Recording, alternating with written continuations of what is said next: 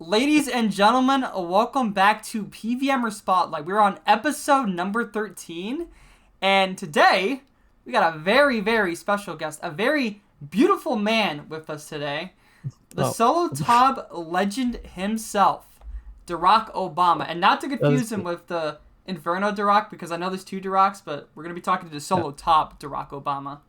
That guy's a doctor, by the way, not me. He's That actually a guy's. doctor? I think he graduated for his medicine study. Yeah.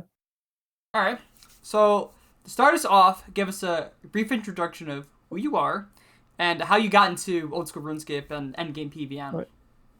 I well I I'm Darock Obama. I like 3 4 years ago decided to identify myself as a meme. Wait. I've been playing OSRS on and off like since it got released in 2013, and like I played RS2 basically since I was a kid. So back in 2006, on and off. And yeah, what I I really started to play seriously from around 2018, 2019, I would say. That's where like I really got hooked on the game. It started very innocent. I tried to build up my account, doing a little bit of demonic gorillas, God Wars Dungeon, Vorkath. That's where I made my first few meals, and then I learned that the Inferno was a thing, and that really got me hooked. Yeah, I think that was in 2019. Started doing yeah, like I was really I would say I still am a very average player, and it took me like 20 zucks before I got it. uh, yeah, and then I got I saw a cold one do solo top like on YouTube, and that really got me like that was around the time when I was getting into the entire TOB thing. And yeah, like as soon as I built up enough bank to afford my own gear, like have a scythe for once, and all the other stuff that you need to pull off stuff like that. I yeah, started to challenge myself there for a bit, and yeah, I really got hooked. And initially, I thought I would only be doing 1 KC of that, because it took me like 2 months to get the first completion for myself, and eventually it got more fun. Like it, I was like, let's do another one, and it got more consistent and consistent. And eventually, it became just my new hobby. And fast forward 3 years, and we're here. Are here. Uh, Alright, so you did mention Inferno earlier, so you already know what question's about to come up, okay? So there's mhm. a Twitch club. This is how I was introduced to you, by the Yes. way. So remember I saw this years ago without really knowing you, and then I saw Mhm. you at the bank and I said hello, but tell us about the Wasp The incident. the Wasp, yes. I was still struggling with my first escape back then. Was really bad at the game, and like that was around the time I got extremely nervous when I was doing Zuck. Like I was getting the Jad hands, and I would do silly stuff like not walking correctly with the shield, like just making like those simple noob mistakes because of the nerves, and haven't felt those kinds of nerves in ages. And then yeah, I happened to be streaming those attempts, and a wasp just happened to like yeah fly through my window. And like I kid you not, it was not one of those wasps that you like encounter in a theme park where you're having like a soda. You know what I mean? Yeah. It was a huge ass. I think it was like one of the queens or something. Oh, I don't what's know. a It was queen huge. doing in your house? I don't know. It Jeez. I like. Well, sorry. I'm usually not afraid of bees or wasps, but so I was like I can surely I can ignore it, but it proceeded to just crawl on my hand. And yeah, that just freaked me out. I was like, all right, I'm gonna die. It is what it is. I just don't want to find out if I'm allergic or not. Honestly, Uh, I would probably have done the same thing because I've not been stung yet. mm-hmm. So who knows? I might be allergic, I might not be. But I've never had a wasp come at me in the middle of gaming. I've only had like 2 encounters of a wasp in the household. One, I was in the Mm-hmm. basement. I fucking yeeted off my laptop, and then I told my brother, go kill it. So the one thing I shouldn't have done Mm-hmm. was to leave it unattended. Because what if that bitch disappeared? Then we're fucked. He's gonna strike when we least expect it. Oh man, he's gonna But strike when you're asleep or something. yeah, but we managed to find him and kill him. And then the second instance was a few months ago, where I pinged my entire Discord, and I said, "Help! There's a wasp. What the fuck do I do? Because I'm home alone, and there's a Mm-hmm. wasp just sitting there in the morning room, and I have to kill it." And that was a whole episode because I threw my dad's shoes at it and I missed. No. I threw like the couch pillows at it and I missed.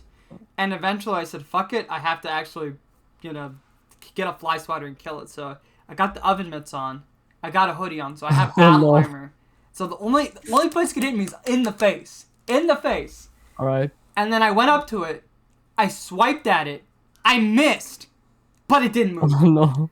So but I swiped at it again. I hit it. And then I don't know where the body went. So that in itself was even worse. Because I'm like sitting there like, where is it? Where is it? Where is it? And then I finally peek behind the curtain, see it just chilling. He's just twitching on the ground. And I put him Oh out of no. his misery. All right. At least it didn't suffer for too long. Yeah, that was... I literally sat there for like 30 minutes just like eyeballing it, getting... This I've never had a feeling like this, but my legs were shaking. Oh, I can imagine that. I Yeah. well, what I ended up doing is I just grabbed like a glass beaker and I just put it on top of it and then grab like a piece of cardboard, shove it underneath, let it free outside. Wow. I mean, I guess that's fair, but I'm a bitch, so... But I 100% understand your decision. Yeah, if it was a bee, then sure, because bees are cool. But I just Yeah, feel bees like are nice. wasps are just giant assholes. Douchebags. Yeah. Yeah, fuck them, Like bro. Fuck them. like if a bee stings you, like it's like out of pure desperation, right? Like they'll Yeah, die if they sting you, but the wasp doesn't give a fuck. It'll just sting you over and over. yeah, fuck those guys. Yeah. Alright, well, we got that whole wasp talk out of the way. Alright, so, next question. Let's talk about the charm of Solo ToB, and how would you change it in the, to make it more accessible, or like, how would you Hmm. change it, like, in any ways you'd like? All right. Well, what got me into it, it was like at the time when the first people were doing it. Like I think the first guy was Wooks, and then Exact, and a cold one, and Puggin. I think maybe Puggin was third. It was like that new hardest thing you could like quote unquote hardest thing you could do in the game. Even though like there's probably something more difficult you can do in the game, like I guess 40 combat inferno. Like people make their own challenges, right? Yeah, But that's like the what I saw as the hardest thing you could do without making it overcomplicated by yourself, right? Uh, so yeah, back then Blood Fury did not exist, so it was a huge just completing it was a challenge on its own. Like you had the supply management, you had to play the maiden, like you had all the rooms where supplies were an issue. You had to play well. Either that or you had to like sacrifice a lot of switches uh to make it to make a completion.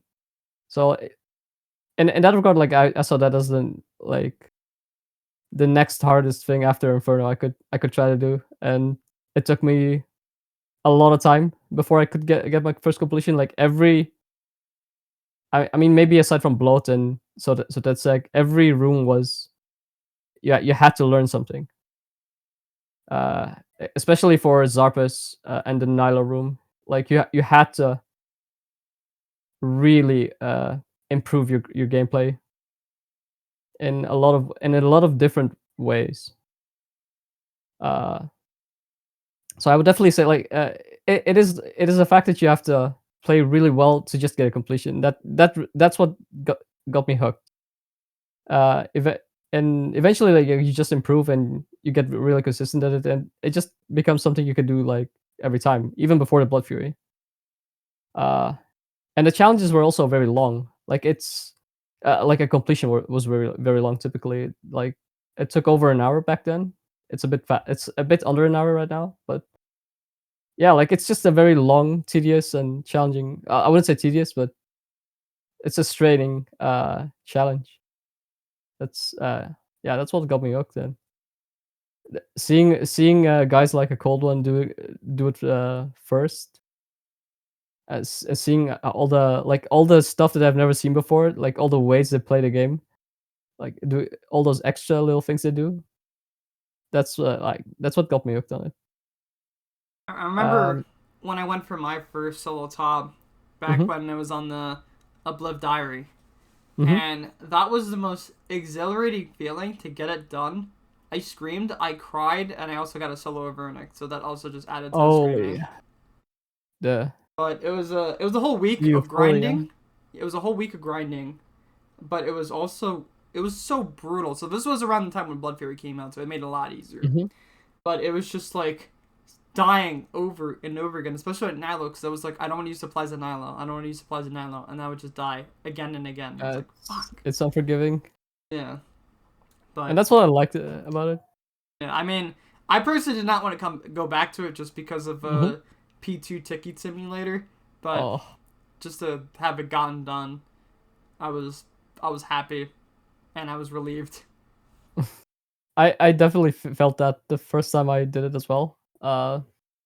Like it was like the same feeling again as getting your first Infernal Cape, or even Yeah, getting your first Fire Cape. It's just yeah, not like the dopamine rush, like a that you thousand build. percent. Yep. Um, so how would you make it more accessible? Like that's a tricky one. Because the entire charm of the challenge is the fact that it's so difficult and inaccessible.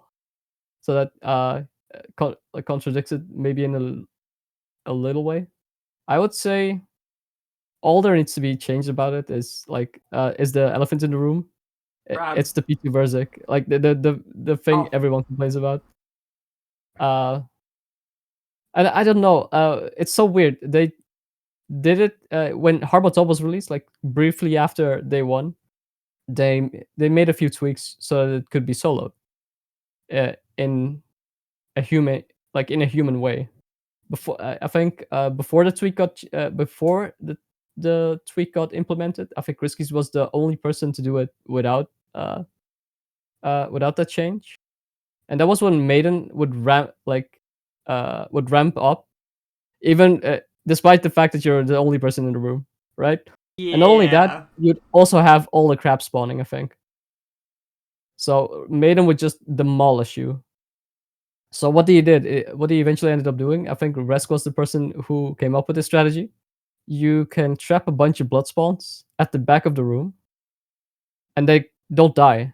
So every time Maiden, the hardball mechanic is every time Maiden throws a blood, and someone steps on it, it guarantees a blood spawn, and exactly one blood spawn. And if you don't get hit by it, you don't get a blood spawn, which is also which is also what normal Maiden should have been like, but it's still not the case. Sadly, you can get random blood spawns in normal top, but Oh. not in hardball. So what Kriskis and Resk ended up doing is they just stacked up a trillion blood spawns in the back, and if you need HP, you just cast a blood barrage on it. Yeah, because if you spawn them in the back for whatever reason, it just They get sits in the stuck. corner. Yep, which is a lovely feature because fuck blood spawns. It's like weird unintended stuff like that it just makes me scratch my head. Like, why is it like that? Same thing with Baba and TOA. If you have Mind the Gap Mhm. on, but you get launched from the wall, you don't get put in the hole. And I'm just like, Oh, huh? if you get launched from all the way uh Yeah, north, right? all the way against the wall where Baba comes from. If I you sit see. there, you will never get put in the hole. I don't know why. I've seen that. Maybe it's just I guess you're just in that stunned state of getting launched for a number of ticks, and being all the way there just gives you exactly the right amount of time. I don't know. Either that or It's probably like that one invocation might be checking if you're standing in like these tiles or this whole section, and maybe they didn't include that last section. I don't know. Mm, oh, that could make sense. Yeah. Yes, but Uh, talking about P2 Versa again as the one thing that mhm. should be changed. I remember there was a movement, the the single red crab movement. Yes, the single red crab movement. We were just trying to get. So there was like you could call that a little survey. We were just trying to get the opinions of a lot of people whose opinion in our eyes matter. Like who would the opinion of the people who would be affected. Yeah, Uh, So like literally everyone agrees to it. Like just remove it. And the only part that people might not have agreed on, there was still a huge consensus, is that we also want to reduce the zap damage to like what it is in solo hard mode Verzik. So like a 15 instead of a 50. So it wouldn't be less of a ticket simulator. yeah. I think that's fine, honestly, to reduce the Yeah. damage because no one. I don't know. It just who likes a tick heat simulator? It's not really fun. Uh, exactly. All unless you want to do 3 combat fire cape. um, I mean, when it's 15 zap damage, you'd still have to ticket for a bit, unless you're just spamming prayer potions and redemptions. Yeah. Uh, What about Ancient Gods or Lightbearer? Do you think that would kind of reduce the need for ooh, tick that heating as could work. much? I've seen that. I've seen some players use that actually in solo hard modes. I think it's very good. Yeah, that could probably completely remove the need for actually. Yeah. But yeah, Um. I think you said it best that maybe it shouldn't be like super accessible because that is the charm of it being difficult. But I just feel like PT Versa just needs a little bit of tweak. Everything else is fine. Just Yeah. PT. Yeah. Just keep it as it is. It's difficult. There are some unintended mechanics that end up making it completable in the first place. The fact that you can step under in solo Zarpa, so every fourth tick that Zarpa scans for a person in the room, it spits acid, right? But when everyone's underneath Zarpus, there's no person in the room, so he will not spit. Um, well, because he cannot see underneath himself. Well, the fact that that unintended mechanic makes it uh, doable is also like quite one of those charms. Like it actually makes the boss infinitely more interesting than what it is in like let's say a 5-man skill. Yeah, because in a 5-man skill it's send specs, It's, hit boss. But in yep. this it's like you actually have to kind of move around in a specific way to not cover more Yes. tiles, and then there's that trick where Hmm. you go like all the way against the wall and then forward. Yes. I thought that shit Yes. was cool. In my opinion, it's the most fun boss of all before Verzik. Uh, it might be it's actually more fun than Verzik on its own actually. Because the you can do stuff like backtiling, can 5.3 tick backtile, can 5 tick backtile. There's so many ways you can do it. It's an unintentional piece of art, I would say. That's the uh, beautiful thing about a lot of things in the game. It's like a lot of stuff's unintentional, but it's just awesome. Like solo yes, chambers. yes, a lot of yeah. I, I feel like Jagex has done a very good job at making unintentionally good gameplay Yeah, with certain pieces of content they've released. it's like they're trying to make spaghetti and then they come out with a pizza, but it's so good Yep, pizza. it's very good pizza. Um, yeah, like literally just change that. And then like everyone has been crying for that change, the P2, uh, and a lot of people who like literally just don't bother ever trying the solo content. Well, it's not even intended content. Uh, are only not doing it because of that, like that specific part. And to be honest, it wouldn't even make the entire raid, like the entire challenge, shorter, like that much shorter. It's like an average solo takes like an hour, and like 10 to 15 minutes of that consists of tick hitting P2. And Yep. let's say if we remove one crab, it would cut down like 5 to 10 minutes at most. So then you would be looking at an average completion of 50 minutes. It's still like yeah, it's still like a huge time investment, Yeah. kind of like the Inferno. But then again, I think it's fine for stuff to get faster eventually because, I mean, look at Inferno, right? It started Yeah. off with like people getting 65 and then 60 and then 55 and then here we are now with like, was it sub 42 right now or is it sub 41? I can't remember. Record. I think rec is sub 42. Well, either way, it just shows that I think it's okay for things to be faster, whether it just be from gear coming in, new strategies coming in, or just tweaks. Yeah. So if it does end up getting sped up, I think that's fine. I just feel like it's not just much skill out of it. I mean, yeah, it's an endurance thing, but at the it's same an time, endurance thing. it's It's just boring. Outside is just boring. That part. boring. Yeah. So they are tweaking. They are coming with tweaks for chambers as well after those tweaks for TOA. So hopefully one day they can give us some love as well. Because maybe we move to the UK, become a QA tester, and then that'll be a little change I slide under the radar. Oh, yes, please. All right. Is there anything else you want to say on that matter, or shall we move on to the next question? I think maybe the only extra thing that could change for ToB in general, and this would apply for all skills, is the mechanics for the blood spawns. Like they've changed Maiden several times for the crabs and for the blood spawns. The blood spawns used to have like a flat 20% chance per blood tile to spawn a blood spawn, no matter what. Later on, they tweaked it to 10% if no one got hit by the said attack. And after that, I think they tweaked it one more time, and it would cap at one blood spawn per blood splat attack if you didn't get hit, and it would have a 10% probability per tile. And they said, and Jagex thought that like they call it a day. All right, Maiden is fixed. But when you do the math, that means when you're doing it in a solo skill, you still have a 20%, 7% chance to spawn a blood spawn, even when you dodge it successfully. And you can say, okay, that's fine, 27%. What's that?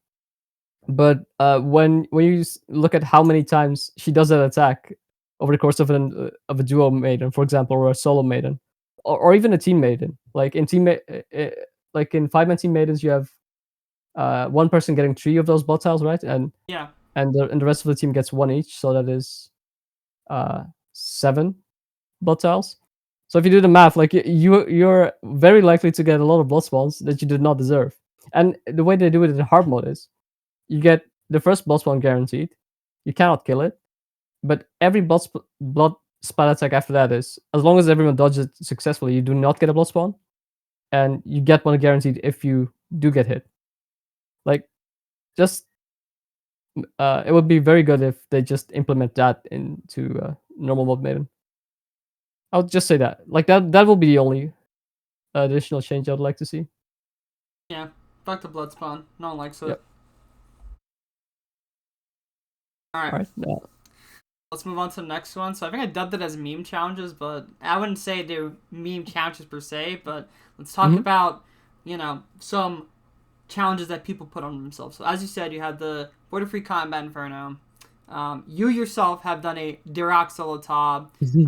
Krisky has done a not the first one. Yeah, but I'm just saying, like, people always add on these like cool, quirky challenges. So what's your thoughts on all those challenges?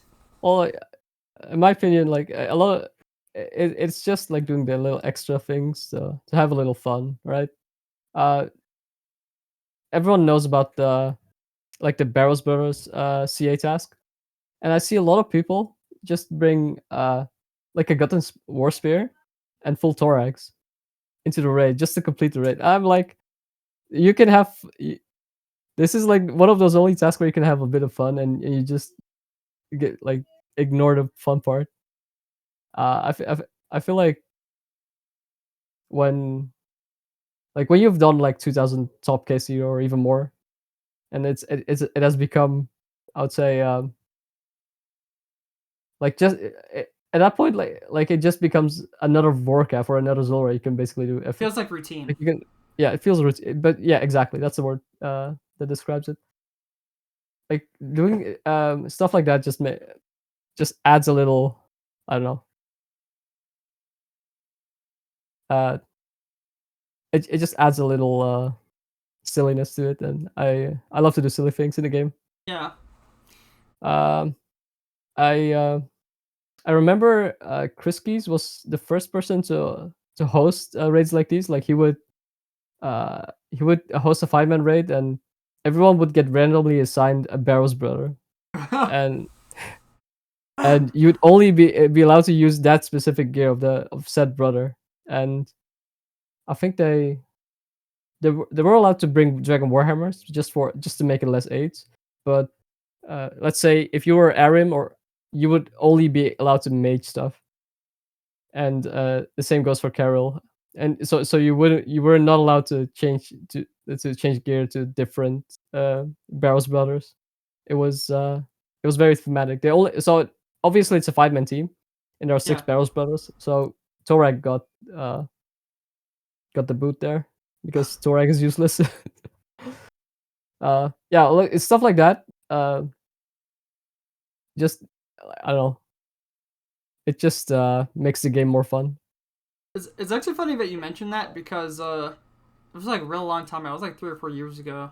Me and a group of friends did that challenge where Hmm. we did that. Everyone picked a brother, one style only, Hmm. and I was the only person alive at P3 Berserk, so I'm just sitting there as Aram's blood Oh no, barraging to kill her. I killed her. I managed to kill her, but it was I some of the see. funniest shit. I was like, my whole fucking team's dead. The mages left alive. What the fuck we doing? So funny. It's yeah, like doing just silly shit like that makes me enjoy the game the most. Yeah, and sometimes doing those quote unquote silly things adds like a whole new level of complexity and like new problems that you have to solve. And that could be said for other challenges like the level 3 fire cape Mm-hmm. or 43 combat inferno and just all those different challenges. It's Oh yeah, just all the for problem sure. solving and the fact that on a main account you could do something super easily, but on an Mm-hmm. account like that where you could get one shot for one mistake, it's just like there's a lot of pressure. Yeah. Um. I so what I what I eventually did with the Darock solo, it was only possible because Blood Fury became a thing. So you were way less constrained on your inventory, on what you could bring, and because you just it just gives you infinite health, so you don't have Yeah. to bring in 100 brews. Um, but it made it. But the thing is, Maiden Zarpas are still DPS checks. So like the longer you stay in those rooms, the more supplies you'll end up using. So like the combination of still bringing a truckload of brews and restores, and the fact that you have a blood fury kind of allowed for stuff like that. Uh, yeah, and even then, you could do maiden even in Darox with like, sorry. Don't die on me. That's fine. It's getting a little dry here. You could do it like probably one brew and maybe a few restore sips if you're redemptioning. You get the crab spawns, so you can blood brudge of those. So maiden is not an issue. Bloat speaks for itself. It's you don't use any supplies there. It's the most fun room to do in Darox though, because once you bring the salve and you orb down to 1 HP, you get to see that Oof. 118 damage. Whoa. That's crazy. Yep. It's I think I've had it happen once that I just got the axe RNG, like the axe has huge variance. Hit like 400s in a row and just did 25% damage in one down. Like that's the stuff you barely manage to get with a scythe and a Chelly. That's the Uh RNG you need for like killing giant mole in like 4 hits or whatever for that CA task. yeah. I love that task. Uh, I mean, for the Nilos and like wasn't that more complicated because you can just whip all the crabs and you still bring the blowpipe and the Kodai. Yeah. So that's like not wasn't that much more complicated. Uh, because it's a supply free room. And you just get to see the big numbers because you're like ticketing the bombs. You end up on 1 HP anyway. Uh, Zarpas was kind of challenging because I was trying to figure out when the cold one was doing it for the first time. I was trying to figure out a 7 tick pattern because the axe is 7 tick. Oh So man. and Zarpas is 4 tick. So I was wondering, could you backtail Zarpas in a 7 tick pattern? Uh, Ended up grabbing Excel spreadsheets, trying to figure out the most efficient way to use the tiles.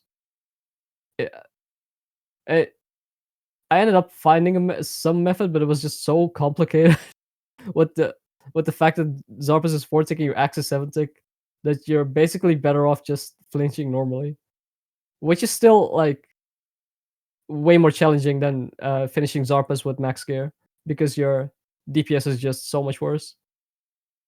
Oh, And the you'll yeah, before you know it, like the entire room is gonna be filled up with poison, so you'll be forced to step under every 4 ticks.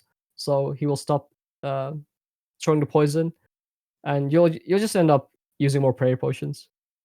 Um, one thing you could do would be like you do a hit, do a mhm, step under, and then mhm, do a hit, do a step under, do a hit, do a step under. But you're not doing, exactly. yeah, because one, when you're healthy, right, you Mhm, use that HP to go down so you can start healing with your blood fury, and yes, then two, yes. you also start hitting a bit bigger when your HP Mhm, gets lower.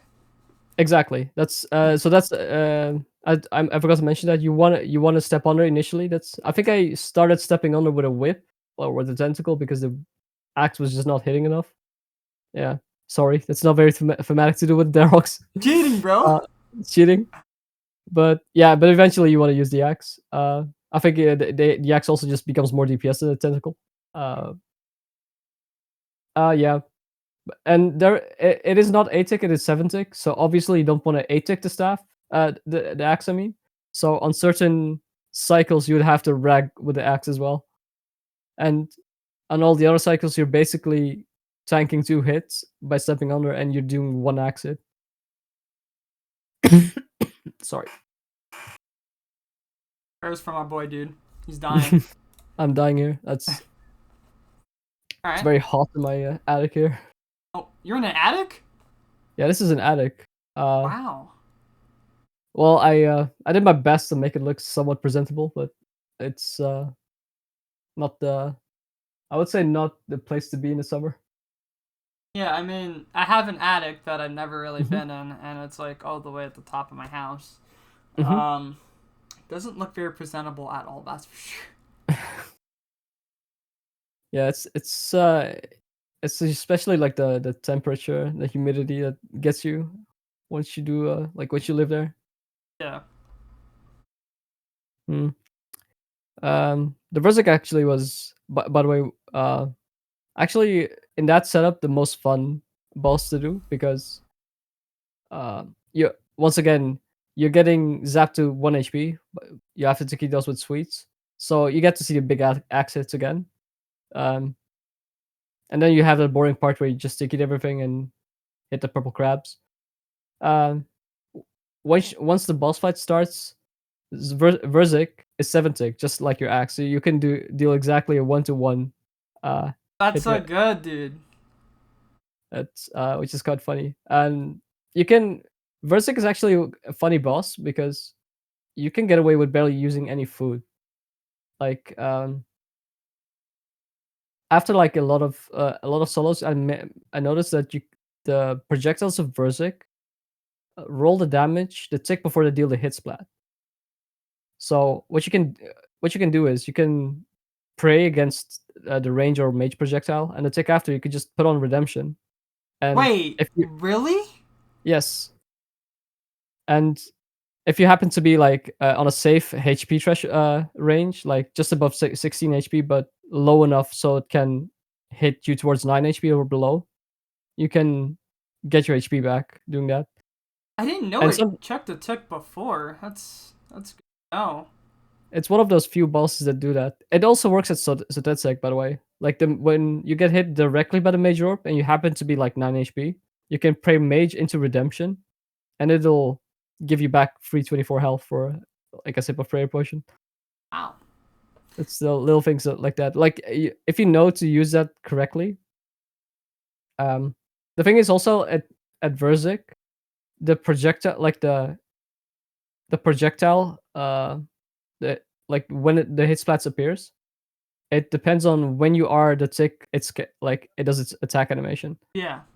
So you have to take that into consideration. Like usually you want to do one tile step under because that's like the most uh, favorable projectile delay to have with respect to when you're attacking it. So like you step under, you deal your attack, and then you're praying, let's say mage into redemption, you'll get your attack off without being smited, so you can still have the piety on and stuff. And usually it'll let's say when you're 17 HP, it'll deal like let's say 7, so you'll be 9 HP. It'll proc the redemption. When it doesn't, sometimes let's say it hits you towards 11 HP. That's a bit more tricky. Then you'll have to like react to it and locate or force the redemption, and make sure you get your prayer potion up in time, like your prayer back up in time. Yeah. It's That's like that can get dangerous. it kind of reminds me of a corrupted gauntlet in a way, where if it's like Yes. if you don't have a favorable HP, you just eat a fish. Yep. It's basically exactly that because the projectiles of the Hanlev they roll the damage before they hit you, right? Yeah, that one it reads your prayer and calculates the damage before it hits you. Yeah, like as it launches it, right? Yeah. So you can tick Yeah. eat it. Same with the stomp. You can tick eat the stomp as well. You can stick it to stomp. Wait, that's when you run under it. I didn't know that. Yeah, It's that good has to know. saved my ass a couple of times. So sometimes you yellow click and you're like, I'm fucking dead, and then you just eat a fish and I'm okay. Speaking of tick eating, um, the fact that you can redemption a green ball is also like that moment that really got me hooked into like ToB in general, but specifically solo ToB, because like obviously people try to tick eat anything that's possible in the game, right? Because it's just such a useful unintentional Yeah. mechanic. Well, obviously people found out you cannot do that you cannot do that the normal way on most stuff of Verzik. Like in P3 at least, like you can maybe ticky the yellow pulse, but you cannot ticky the auto attacks. You cannot ticky the green ball. Well, turns out you can. You can. It's just not in the conventional way, but it's like in a very convoluted way. I think a Yeah. cold one in exact where the people who discovered that you can take redemption it, but what happened was they stepped into a tornado while having redemption on and the tornado hit them same tick as when the green ball hit them. And that turned out to work. Like 74 damage. It's a mechanic that no one really plays around. Like the intended mechanic is to just bounce it between your teammates until it fizzles, right? Yeah. Which only works in trio skill and above. And then a duo skill will just end up hitting you. Solo skill will just always hit you instantly to 74. So when I knew that that was a thing, I wanted to try that immediately, and it's scary because normally when you want to tick it, like you can tick it from any HP range, right? But when you want to survive the green ball, you have to like commit to it. Like you have to orb down to like a dangerous HP where it will kill you unless you do it correctly, and there's no way of going back, Yep. which makes it very scary to do. So yeah, that got me very obsessed with the locator orb, and since then I always started bringing that item, like no Yeah. matter what Sound like raid a skill. cult, bro. The cult of the locator orb.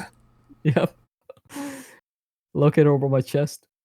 Um, Uh, Speaking of which, though, not to interrupt you, but you mhm, know about the new axe, right? And you know how when you spec it mhm. heals you. The soul repair. Oh yes, it guarantees heal you. Have you Yes, considered using useful. it for green ball? I I think that's something you need to test, right? I think that sounds very yeah, that sounds very useful because if it can always save you from the green ball, you can basically bring that instead of the locate orb. Uh, Yeah.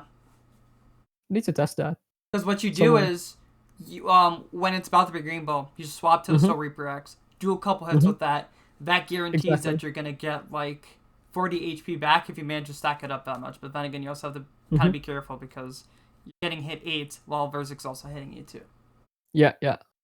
Sounds interesting. The thing is, you usually do have some spare HP when when green bomb is about to happen. So like you can at least get one stack, right? Yeah, The thing is also you'd have to time your auto attack with the green bomb. So that kind of forces you to play around it. Like with the locator, it's a bit more flexible. Like you can attack whenever, yeah. uh, and just click on the orb on the appropriate tick. But with the green, yeah, with the axe, you'd have to like play around it. But I can't see it being useful though. The one Hmm. thing I could see it being useful for is like, let's say you fuck up, you get hit by a NATO, and that procs your redemption before the green ball hits you. This could be a Yeah. more for sure way that Hmm. you know you can hit it and you're gonna heal and not die. Yeah. I'm gonna check it. I'm gonna send some entry modes and see if it works. Um, there's also another way you can do it. Apparently the ancient god sword healing hit splat also can tick heal it. Yeah, that's I when I saw that the first time, I was like, I wonder what other stuff you can kind of do with the ancient god sword, because I was Hmm. like thinking, what if you ancient god sword spec into a stall? Like, could you become like unkillable because you'll have like whatever HP that brings you down to 0, and then you also heal at the same time. So then that's like a Mm. guaranteed way to proc your neck. But apparently, if you don't if you don't Mhm. use a specific stall, Mhm. um, what can happen is if the spec would happen while you're stalled, it nulls your spec Mhm. completely. I see. The thing Yeah. about that is, you can make yourself invincible using a stall, like quote unquote invincible. And I know a lot of people know about extremely long stalls, like the one you can get with the pet rock. At Brock, Uh, yes. Shout out to pet rock. As long as you can guarantee to proc your PNAC during the stall, you should be invincible. That's that's a funny little mechanic. You could even I know there are some super long stalls that you can do while red Xing towards something, so your character is still walking while being in a stalled state. Um, excuse me. I noticed that once you're in that state, like your PNAC is procced and your character is walking, you're like literally immune to anything that can attack you. Like barrages will not even freeze you. Really? Yeah, Wow. it's like nothing can touch you. It's really funny. So Like when the stall ends, I'm assuming you're frozen. But is it like mhm. is that when the timer starts for a barrage, or is the timer already going? It's just you can't I actually get frozen. I don't remember the exact details when I tried it, but I think the barrage does not even affect you. Like does not even happen.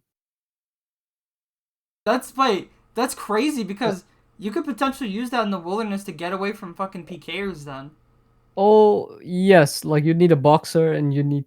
The thing is, like using that specific stall is very tricky. Like I cannot leak it because I'm not the person who discovered it, and the person who told me about it like really asked me to not uh disclose it. bow silence, understandable. um, but it's kind of tricky to. I think you could do it on command maybe, but I don't really see a way of making it work like that. Like you'd need to like red X something very distant in advance as you perform the stall, and then someone needs to like attack you with something that would proc a PNAC. But Yeah. your interface should not be like interrupted by something like attacking you. Well, it's not even just the fact that you being vulnerable. The main charm of using the stall would just be getting away from barrages, because if it doesn't actually, Mm-hmm. happen, then what you could do is you could uh, do something like humidify, click on something, empty, Yeah. humidify again, and then just keep Mm-hmm. running away from the guy, and he's spamming barrages, and he's gonna get pissed as fuck. If that actually works. I don't know if it actually works, but if it does, I think the humidify. I think the humidify should work. Um, the only problem with that is like it works for like 4 or 5 ticks, right? So yes. you'd have to, yeah, you do have to use it a lot. And the problem is also like you have to find things to red X on. So you need to be like there needs to be some trees or like in a vicinity or some items on the ground. Either that or you have like an alt that's just sitting there dropping items. And then it's just like randomly a guy comes in dropping pestle mortars, and the one guy's, what the fuck is this? And then he just sees the guy like running away from them, humidifying. He's like, what is this shit? Why am I I not want to. catching freezes? I'm hitting him, but it's not working. I think the person, like the player attacking, would not even see an XP drop. Like no, it will. The person is just invincible. I tried this stall at Vorkath, like making sure Vorkath procs my PNEC somehow, and then entering the stall. Like I mean, proc it while the stall is entered, and then Vorkath even does that like insta kill, fireball, and not even that hits you. Like, yeah, something is fundamentally broken about PNEX proccing during a stall. There's one thing I'm still trying to figure out though, if it's possible to live it or not. And Mm-hmm. it's Baba Boulder in a solo or just in a team when you're away from the Mm-hmm. boulder and it like hits you that damage. I think I've tried many different things to attempt to survive it, but Let's it see. never works. I'm wondering if there's a way to maybe null that, but it might be applied to our Hmm. characters differently. I don't know if Jack's found the workaround to the PNEC or not, but maybe I was just solving it correctly. All right. So you basically need something to proc the PNEC while you're in the stall. So Yeah. something needs to damage you.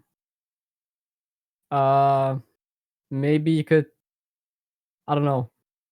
I don't like something needs to hit you. So that's the tricky part. Usually Yeah. you have some form of damage source, like like you see people PNECing at bloat. So I know like a few good friends of mine wanted to one down a solo one down a 5-man hard mode bloat, which has way more HP than the normal mode, and naturally that will cost way more PNEX if you wanted to one down that. So what they ended up doing is they they were all just DD'd and they entered the humidify stall, and after every stall they just attack bloat, empty their vial, and enter humidify again. And what that does is because they're all in that stalled state, all the flies that would happen during the stall would just get deleted, and they get so effectively the entire team gets a 1 PNEC per hit on bloat, like 1 hit on bloat per PNEC, I would say.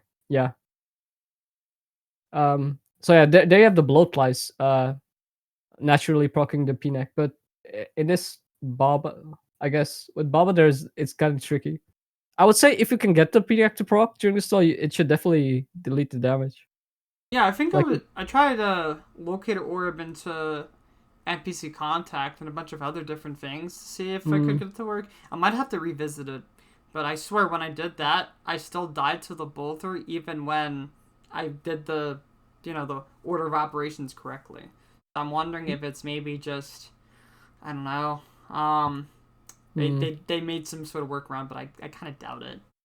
There I has to be think a the way to problem. survive it.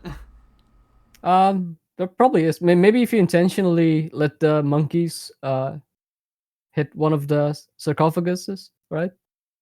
Sarcophagi, and then you just stand there and enter your stall. Maybe that, and let the mage projectiles from the sarcophagus proc the PNEC. The problem is that they kind of hit randomly in an AOE, right? Yeah. But should be easy to get hit by those intentionally. Could try that. Okay, so since we were talking about like cool little mechanics and pinecking and Mm-hmm. stuff like that, I'm gonna skip ahead a little bit I'll probably go back to some of the questions later, but Mhm. we should probably be talking about some of the super cool mechanics and showcasing cool strategies. All right. Did you have any of them in mind specifically? So we can talk about the maze walk, and of course we can also talk about one that you Mhm. did help big time on happening, which is skipping skull faces at Warden, which was like me, you, and Hisoka. Oh yes. All right, but okay, let's talk about the maze first. So I ended up realizing that I was not the first person to do it, but because there was a tweet from Mr. Portgazard, like the big five head of the community. He did it first, but when I was invited to participate in this for Hemi's high risk ToB tournament, I wanted to spice things up and see if we could abuse some spaghetti code in the game. So my initial idea was really just to use the what do you call it, the keg, right, a bloat, so it would it would stall your character's animation in such a way that it's impossible to track where you are, and effectively I wanted to fly people without me without seeing where the flies come from, right? And I also knew that if you are in a stalled state, uh, the PNEC just lasts way longer for some reason. So what we initially tried to do, Mafam helped me with this. Shout out Mafam. He we tried to get into a stalled state at below using a pet rock, and see what happens. Like the initial idea was just to extend the duration of the PNEC, so that my PNEX would last longer than my opponent's PNEX. So the idea was to just outlast them and just fly them until they run out of PNEX. But what ended up happening is like when you're stalled at bloat, it just absorbs all the flies and launches them all at once to take your unstalled, which was the funniest thing I've ever seen in the game. I did not expect that to happen, and yeah, very good PKing potential in 416 if you want to abuse it. Yeah, I may or may not have did a little bit of 416 antics with the pet rock NPC contact and other things. I used to be a rebel. I used to like in my free I time uh, just do that shit, but I don't do that as I much anymore. I have to admit I tried it once as well. I was just pretending I'm lagging or something. I'm lagging. You wanna know one thing I really wanna do? It's really fucked up. Go on. In a 416, I wanted to do the thing where you get behind the Verzik door and drop the Mm-hmm. Dawnbringer and be like, why the fuck is a Dawnbringer there? And just cause like commotion Wait, between the team. But I never did it. I haven't done it. wait, Thought okay, about it, but I think that was too wait. cruel. Could they could they just not pick it up at that point? Yeah, they can't pick it up. So it's basically the raid's doomed, pretty much. The raid's doomed. I don't think there's any way to Oh clear it. man. Even if you like uninstall at that point, like you even not even you could pick it up. Oh, I think if you drop it, it starts making you walk. Unless you Oh maybe like yes, drop into a stall, but I'm not sure if that would work. But I think you I just start see. walking afterwards. I see. But Maybe do it in an inch maybe just to test it and see if you can telegrab it. so I don't think you can, but maybe you could. I don't Probably know. not. Like you cannot telegrab it from where it's like from the skeleton, right? Because it's not an object on the ground yet. But maybe Yeah, you can once it's dropped, like at that entrance. I just Uh, thought about doing it as a means to get reactions, but it's just very. That's the thing. it is Like, cruel. it's very cruel. I understand that it's very bad to do something like that. Mm-hmm. I used to do that shit all the time in 416. I'll admit I was an evil man, but I'm trying my best to keep It's the the evil within me. it's the best place to do stuff like that, It's in my so good. opinion. Whenever I do trolling now, I try not to do anything that's just like a bunch of people synced a bunch of time and then they wipe. Um, Yeah. so if I'm going to do something evil, then I'll try to do it something quick. Or Mm-hmm. if I'm gonna do something, then it's just gonna be more annoying. Like tell the other ring people at TOA, for example, in the middle of a raid, I'll be like, I got pod share, and then I like spellbook swap to tell the other. Shit like Oh that. wait, can actually Yeah. use the normal teleports there. Yeah, Yeah. that's right. You trick them by saying that you have pot cheer, and then you probably do. Is just pot cheer them once, and then you try to tell the other of them afterwards to fuck with them when they're in the middle But of something.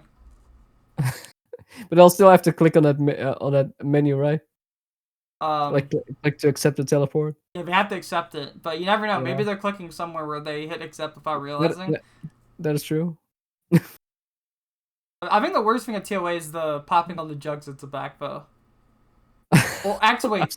I Either think I've seen that, you do that in the high risk yeah, TOA for either him as well. that or blocking the other side of the orbs to make all the UFOs come down, because there's no way they're gonna survive. It's either the orbs are gonna kill them or the UFOs are gonna kill them because they probably don't know Wait. about the safe spots. Oh, exactly. Yeah. Yeah, that's a fun one to do as well. Anyway, that was a bit of a sidetrack, but let's talk about some other stuff, I guess. Yeah. You were asking about the maze. I kind of like I didn't like reply to that question directly. So the reason I started talking about bloat flies is like if the idea was like if you can use a stall to like make your PNEC last longer and delete more damage, surely that should work for the maze as well. And uh, the only problem was we didn't know of I didn't know of a stall that was long enough to do that, and Mafam and his friends happened to know about one of those, and I think that's the one Port Kazard used as well the first time he did it on the maze. And it turns out as long as you can just red X on any object on the ground across the maze, and then you enter that stall with a PNEC on, your PNEC will just basically delete all the damage that's incoming from the maze. Yeah, I think the one thing that sucks though is just the fact that whenever people come up with like this cool stuff, people kind of keep it under wraps because you never know when Jagex is gonna just patch something Exactly. because they It patched it is. before. Yeah, and it is like it's understandable. It's in their best interest to patch stuff like that. Like Yeah, you want a game that runs the way it's intended, not the way we necessarily find it fun, right? Um, I don't think they will ever patch that though. Just because of engine limitations. But I'm not an expert on that. Maybe they will find a way to patch it. I Uh, think I'm not sure if you're thinking of what I'm thinking mhm. for it, but I think there would be one way of fixing it. At least the one way I know how to fix it, but who knows? Mm, maybe they could there are a lot of stalls in the game that'll just not allow you to move at all, right? Yeah, so So like so maybe they NPC can. contacts one of them, where you're just a rock, or Mhm, Geomancy's another. exactly. So maybe they could just make all the stalls like that. So you're just stuck. You cannot abuse it and stuff like that for the maze.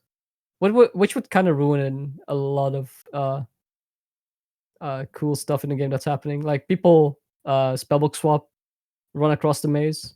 Uh, yeah, and people use in fives they use spellbook swap and humidify. It's a very cool like it's one of those very cool unintentional things in the game happening. So Yeah, and therefore I hope they never remove it. But it isn't. But when you see stuff like people are just walking like Jesus across the maze, it's it's obviously in their best interest to patch up stuff like that. yeah, But that's not the reason I'm not disclosing it. I'm just keeping it a secret out of respect for the person who shared me this information. yeah, which is understandable. Because like I said, Jagex is like they're always listening, dude. They're just waiting for Yeah. someone to slip up, and they're like, oh, patch that right there, get rid of it. Mhm. Yeah. They should. I'm all, I'm like literally admitting to bug abuse like on this cast, so don't ban me, Jagex. I mean, is it really that bad? Uh, Um, It's unintended for sure. it's unintended. I guess I'm not abusing it to the extent like it cannot be really abused in a way where you make a ton of money out of it. Like it's not a dupe glitch or whatever people did with the TOA chest, right? Yeah, When reroll. yeah, the reroll. So in that regard, it's a kind of innocent. Uh, probably shouldn't be worried then. Fine, dude. Don't worry. Right. Mhm. So the next one we'll talk about was when I came to you guys because I had this really stupid idea. And Mm-hmm. the idea was, is it possible to completely skip like all the skull phases at Warden? Warden. Yeah, for Yeah, P3. I see. That was the idea I Well, had, and you Hisoka agreed to help me out. It was me and Hisoka that mhm, went in that duo entry mode, and then you were kind of in like the back trying to figure out how we would sync up our attacks and make it work. I see. Um, so I think if you're just talking about entry mode, like the lowest possible invoke, like raid level boss, maybe I don't know how much HP it has, and what the like the thresholds are for the skulls to spawn. It's 80 60. Oh wait, it's 80, yeah, 80 60 40 20. All But right. when we actually pulled it off, we Mm-hmm. managed to skip skull phases. If you bring its Mm-hmm. HP down to, what was it, all the way Like down to 81. 5%, I see. then you'd at least be able to skip at least two of them. Mm-hmm. But other than that, I am not sure if you'd be able to completely skip all the skull phases. But we at least know that you Um, can skip two of them. I don't think there's any way you could manipulate the boss like that. To Yeah, do I don't know. Like I'm not a 5 at like Port Kazard or Mafan, but um I I wouldn't say that's possible. The only thing like the only basic principle I was thinking about this boss checks its HP like every beginning of an auto attack, right? Like if I every believe it's the tick before an auto, it'll check its HP. Oh, I see. If it's exactly the tick before it does the auto checks it and then it does something. Yeah, so So this is what happens. Okay, so mhm, um, let's say you bring its HP from like 100 down to, let's say 40. That's kind of mhm, unrealistic, but let's say that happens. Okay, so mhm, what'll happen is it'll do skull. Okay, mhm, it queues up all of those skull phases, and the only way to kind of get rid of those queued up skull phases is if you mhm. manage to get its HP all the way down to 5. I Otherwise, see. what'll happen is it'll do a skull attack, you finish it, and then it'll continue doing all those skull attacks. It'll catch up. It'll play a game of catch up. Mhm. I see. Yeah. So that's what'll end up happening. So yeah, then the question effectively becomes like, can we get uh Warden from 100 to 5% before it does does the HP check, right? Yeah. Or at least like 81 all the way down to 5%, but Or that's, 81 exactly. yeah, it's kind of unrealistic. I don't know how much health it is on like the lowest possible invocation. It would be fun to see. Maybe with some future weapon that I don't know can somehow stack Maybe that much damage maybe in an 8-man, it might be in an 8. possible. You have Hmm. everyone do like they do shadows. Okay, so one person Mhm. does like red curious, and then everyone sends like shadows into ZCBs maybe. It could do Uh, something like that, but hard to say. what was its attack speed on the lowest invocation again? I'm trying to remember. I could probably pull up my document real quick, but it was like, I think it was like 7 ticks, and it goes down to 6 ticks when its HP hits 50% or below. I see. Yeah, I think But I then think it's that's like, what it was. but if it's still 81%, it should still be 7 tick, right? It'll Like it still be does seven not tick. Yeah. exactly. Like it does not like between HP checks, it should not randomly become lower. Yeah. So if I guess that becomes a math question. Like, yeah, like, obviously you want to abuse you want to abuse the like the huge projectile delay of the shadows and stack it up with something that just hits a lot of damage, like Chalice or Yeah. ZCB So maybe. the I think the order of action was Shadow, ZCP, and the Chali Mm-hmm. was what we came up with. Like me, you, and Hisoka. That was what we Mm-hmm. did a long time. Yeah, it was. Yeah, the shadow is nice because it has like 5 ticks, like even 6 ticks of delay, like between the XP drop and the hit splat happening, right? Yeah. So that's what a shadow prefire is nice. It's basically free damage, and then you can pull up like do a ZCB or a challenge. Probably it will probably be exactly 8 people doing that exact thing. I guess like be very far away. I think you have your most like you have the maximum projectile area from 8 tiles or more, like 8, 9, and 10 tiles on the shadow. So yeah, you could probably do something like that. Maybe something extra like the what do you call it? It probably won't work because you don't have. Wait, you'd have to godbook for that because the Chali requires 30% spec and the Spec ZCBs. pot. Oh no, Spec wait, pot. Remember spec pot. spec pot. That's a thing. I've not done TOA in ages. In that case, you could do even some extra stuff like do the Chali and then do like a Gmal or Jamal. could probably work.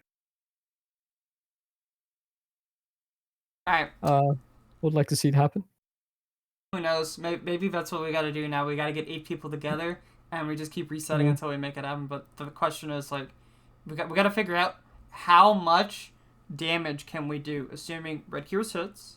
We have 7 ZCBs coming in, or 7 Shadows, 7 ZCBs, 7 Chalies. Gotta figure out what's the maximum amount of damage from that, including the fact... Well, I mean, I guess the 8-person was doing the Kara spec, but you could obviously just do some extra stuff as well, right? Oh yeah, you could Cure Spec Gmal.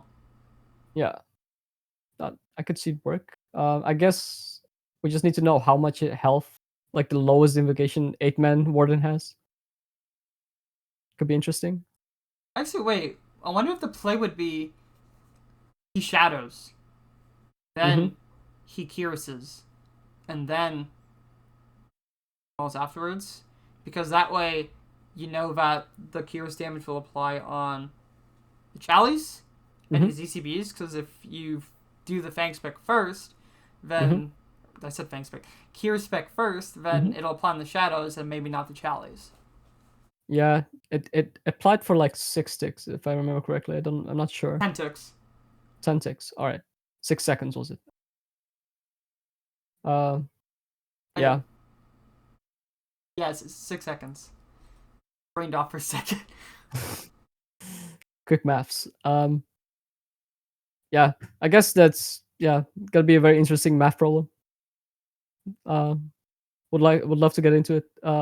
Do you know on the top of your head how much health that boss would have in such a room?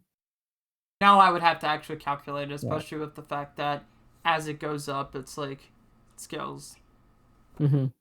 But surely doesn't scale like linearly with the number of people, right? I think it does. I don't remember what the exact number is. I think it was like 1.8 or something, but either way, it's like the more people are, the faster it ends up becoming because of how HP scales. I see. So that's why more people is more ideal. Plus the fact that you can use Red Curious and then all the specs coming through too. Makes sense. Yeah. We'd definitely love to get into that. Let me know if we're gonna look more into it. I'm gonna write this on a notepad real quick to see if we can get the full skull skip. See if full skull skip is possible. Other face. But we would only need to see like from 81%, so it's not the full HP value, just from 81%, and then calculate the odds of it actually happening. I know Mogot Kirby, and also I think Scald also uses it. You can use a sim for that to get the probabilities of that like certain damage happening within certain hits. I made like a couple sims now. I made a Tecton sim just to test out Tecton with the new prayers and the new items. And then the same thing with Vasa. It did the same thing there to calculate what are the odds of like a no crystal and CM5s. And the odds went up a whole lot more based on 2 factors. Obviously, A, new prayers and new gear. And then B, something that we can kind of manipulate right now, which is if everyone has, let's say, like 118 combat or like a low combat, then everything but Ohm's HP goes down. So you could use that to increase your odds of a no crystal because then Vasa doesn't have as much HP as. Man, that makes speedrunning such a hell now because you'd have no to one's make doing it though. account. Like no one has done this yet. But I'm telling you right now, if people actually, I'm gonna make it all just for this. But if people actually bother for it, like in a normal 7-man chambers, you could one shot Vasa. Like off the bat, one shot. Just off of that Venges is and ZCBs, no recoils. Just Venge that and is ZCB. insane. You can one shot it. So you need like 7 such accounts. You need 7 people that are willing to either like play those accounts and make those accounts. I see. Yeah, like speedrunning was already like a huge time dedication. This brings it to the next level. I feel like only I committed can people are imagine. gonna make some shit like that though. Yeah. Well, would love to see it happen. Yeah. Okay, so is there anything else we want to touch up on the matters? Like any really cool strategies you want to like talk about before we move on to the next question? Let me think of it actually. Maybe in yeah, like after we did a first high risk ToB where we were abusing the pet rock, stalling bloat, and I'm sorry, got a very dry throat. If you need to go get water, go get water. Yeah, all right. Thank you very much. I'll be very quick. Take your Give me time. 1 sec. We're gonna Thank cut you. this anyway. Mhm. I gotta remind myself to cut that. All right. Welcome back. Thank you. Um, I was all right. I was talking about the bloat thing. So once we discovered the fact that you can extend the duration of your Phoenix necklace and delete way more damage with just one neck, we Mafem and I were thinking of what if you can abuse it in an actual speedrun. So what he ended up theory crafting was give me 1 second, I'm a little out of breath. Well, walking up the stairs is difficult. I know. I go on the Stairmaster at the gym, and that shit is the worst workout on planet Earth. Yeah. Well, I'm just getting exhausted from just walking up one set of stairs. I need to hit the gym.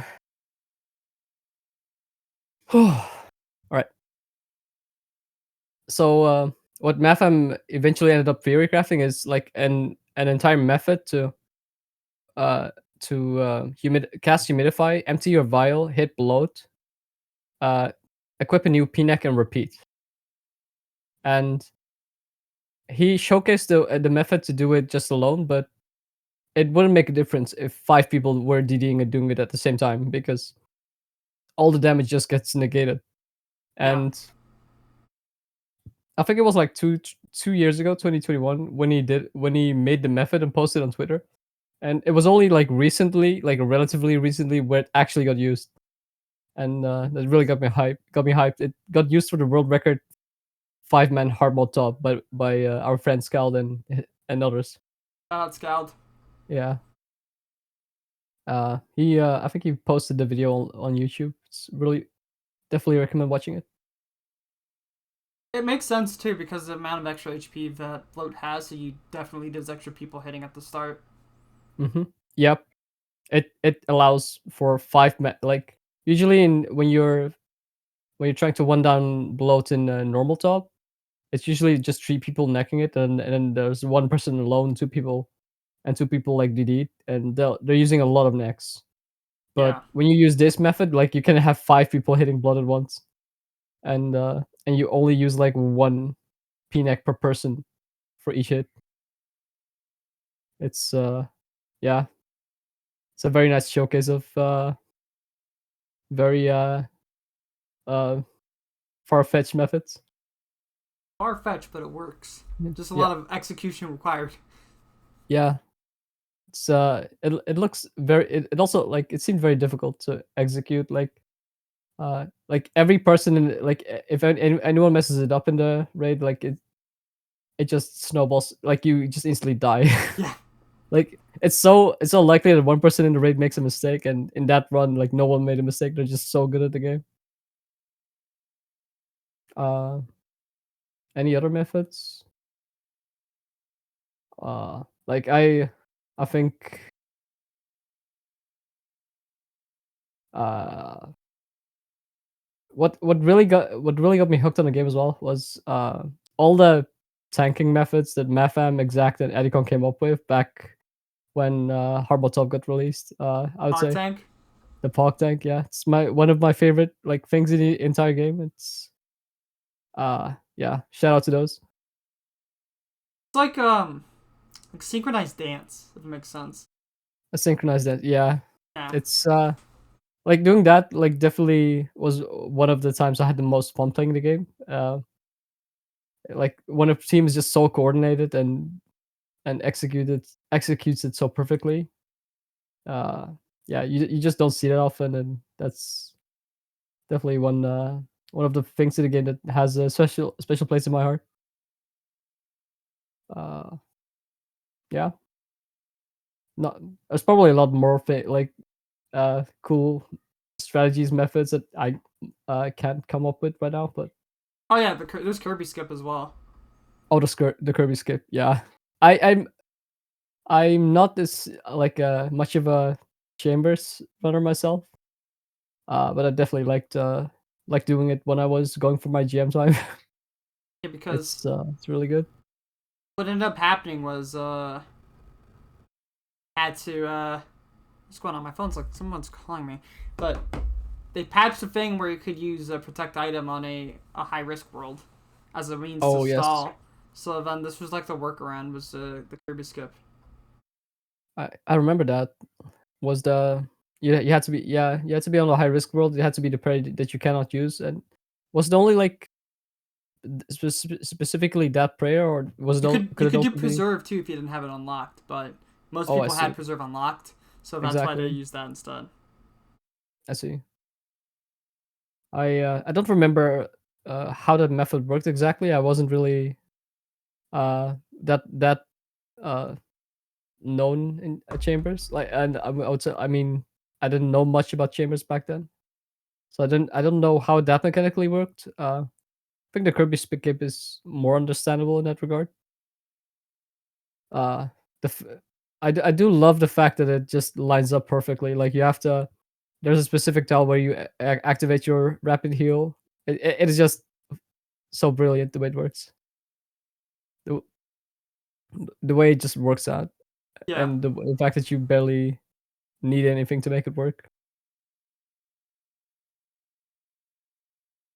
All right. I think now's the time for us to move on to the next question then. So, Mhm, as we all know, there is a one account, no overheads, that mhm, has completed Perfect ToB, and you were on that team. I'm guessing you helped mhm, like Furycraft. All of that was required to make that run happen. So let's talk a little bit mhm. about that. Um, okay, so they did most of the work before I got involved there. So for Maiden Bloat, I would say Maiden was that not that hard to get through. You just make sure that person without the prey overheads just doesn't get attacked, right? Yeah. Uh, in that regard, it's just a perfect Maiden. Perfect Bloat speaks for itself. Perfect. The Nalos were a bit more tricky because obviously like the waves are no problem. You are allowed to get hit by the aggro Nalos, but the boss was a little more tricky. You have to make sure that that person does not get attacked. So I think if you saw the video, we just basically body blocked the boss against the wall, like right against the corner actually. So Oh the boss shit. cannot move. Exactly. That works? I didn't think it Yeah. actually body blocked it. Interesting. Okay. Yeah. You can body block most NPCs as long as they're not like transparent. Like as long as you don't run through them, right? Yeah. And that works for the Nala boss apparently. So that person can just camp underneath the boss. So that was more complicated. Like at the start, he could just sit chill in the back, but every time he chooses someone to run the maze, there was the probability that he would not get chosen, right? So the boss would be active again as soon as him and the other person are across the maze, which means um, that there is a chance that he gets hit by a green like by a major orb. and there was nothing we could do against that. So that was like that part of the Perfect ToB was literally RNG. Really? So you couldn't do anything like use a PNEC and then like proc the Yeah. PNEC on the tick you get hit? That wouldn't work? I think that would still fail the perfect task. Okay. So yeah, we just needed to get lucky. Obviously, we needed to also play everything well. Yeah. Uh, Zarpa's basically the same. You don't use overheads there. Verzik was a fun one to do. So basically, he just doesn't with the exact style you just mentioned. He doesn't enter the entire Verzik Yeah. until the boss is finished. So we just do over a perfect Verzik. Obviously, a little more challenging because it takes much longer, so there's more chance to make a mistake. That and the fact Um, that you yoink the green ball.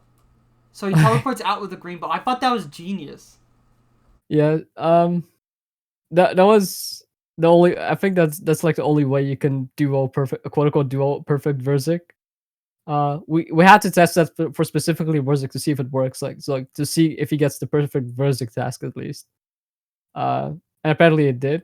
So we just needed a perfect run until Verzik to pull that off. And obviously a little more mechanically challenging because you have to do that last 20% on your own. It takes a lot. It takes a lot. Like you have to do 20% of enrage Verzik without making any mistake. Uh, but yeah, that's basically all the theory. Was a fun thing. It was a fun perfect top challenge to do, I guess. I was surprised that Soot was RNG though. I thought there was like a backup plan in case something happened, but no, instead it's a 1 in 3 chance that you get fucked.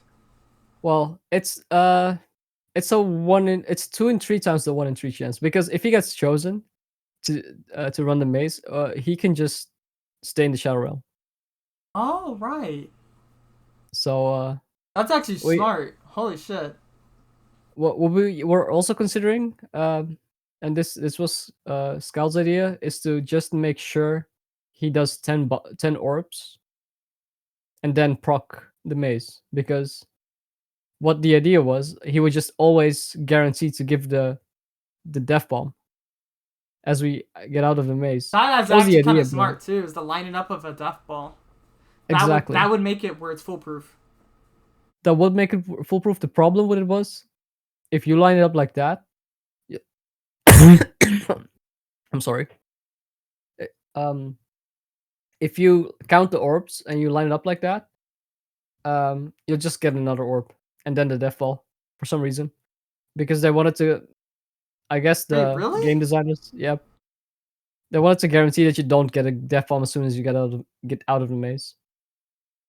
So Wait, you'll I get I an swear that 11th orb. that can't be possible. Because you want to hear why I think that's not possible? There have been a couple instances Hmm. where, okay, so in hard mode top, right, what'll happen Hmm. is, let's say a person runs across early, right? So then Hmm. one big ball comes out, and then what happens afterwards is we come through the portal, and then the next big Hmm. ball comes out on another person. I see. So we haven't had that. Maybe it's just like in normal mode top, but I I think swear to that's an God, hard I mode think top that's a normal specific. mode specific thing. I don't know. Maybe. So I think what Sotetsek does with a hard mode, if there's only one person facing it, like fighting it, he'll show one. I don't know. Like if you're soloing the boss, he will show two death bombs consecutively, another once. I don't know really how it works when there's someone else in the room in the shadow realm, maybe, or there's someone else like across. I don't know. Um, I do know that Sotetsek does not continue the fight uh, as long as the person out of the shadow realm is not across the maze. I know Yeah. that. I don't know what would happen to the death bomb. Actually, I haven't seen that happen yet. I've seen it a few times now. I think I've seen it like 2 or 3 times where it did like that weird orb shit, and we're just like, what the fuck just happened? Why did that person get orbed and we didn't? Or and then there's like, well, you didn't see the orb came out. I was like, oh no, we didn't because we didn't get the message. I see. That's funny. There is one more weird thing that did happen. Have seen happen is if Sotetsek chose the death bar, the death ball. and you get the maze, but the person out of the Shadow Realm, like all the people out of the Shadow Realm, get across fast enough, Oh yeah, it hits. it hits. And if the person who got targeted by the bomb happened to be in the Shadow Realm, that person will get hit in the Shadow Realm by the death ball. Yeah, because the problem is that how the I'm gonna guess how it does its check is it's checking to see. Let's just say like to make it simple, can Mhm. Teg attack, yay or nay? If nay, no. If yay, deal damage, and Yes. that means that if someone runs across fast enough, we've seen it happen a few times in duos because of Mhm. maze skipping being a thing now. Mhm. It will kill the other person if they're not ready. Which 9 out of 10 times they're not going to be ready because who's expecting Yeah. that to happen, right? Mhm. So Yeah. the only solution for that would just be to completely null it. But I'm not sure if they have something that lets you null it because it's not like a normal attack. Um. I don't know. What do you mean by solution? So a Like, solution on Jagex's end to not have that happen oh, I see. because that is kind of bullshit. I think it's a funny little secret mechanic. Will be a fun way to PK someone, I guess. I guess. Um, but obviously, it's in their best interest to fix stuff like that, right? Um, I would say so, yeah. uh, that need to change. Yeah, they would need to like completely cancel uh the death bomb if the maze happens at all. Yeah, that would Yeah, like should be easily fixable. there's Yeah. like two things I could think of them doing to fix it. Like one, um, instead of it checking constantly, like can Tetsug attack you, Hmm. instead when maze happens, just add something to it that makes it where it always deals no damage. Yeah. They could do that. Hmm. Um, or two, just delete it. Just delete the orb after a maze happens. Yeah. Usually, like all the orbs are nulled, right? Like when an orb is about to hit you, but you proc the maze, like the damage does get nulled. It gets nulled, yeah. I guess the way it works now, it only nulls the damage if the person not in the Shadow Realm are still not across the maze. Yeah. I guess I guess it maybe should also check if people in the Shadow Realm are not like through the portal before it starts the fight, but that would slow the fight down. That's what sucks. You have to wait. No one wants to Yeah. wait. People want to hit the boss. Mm-hmm.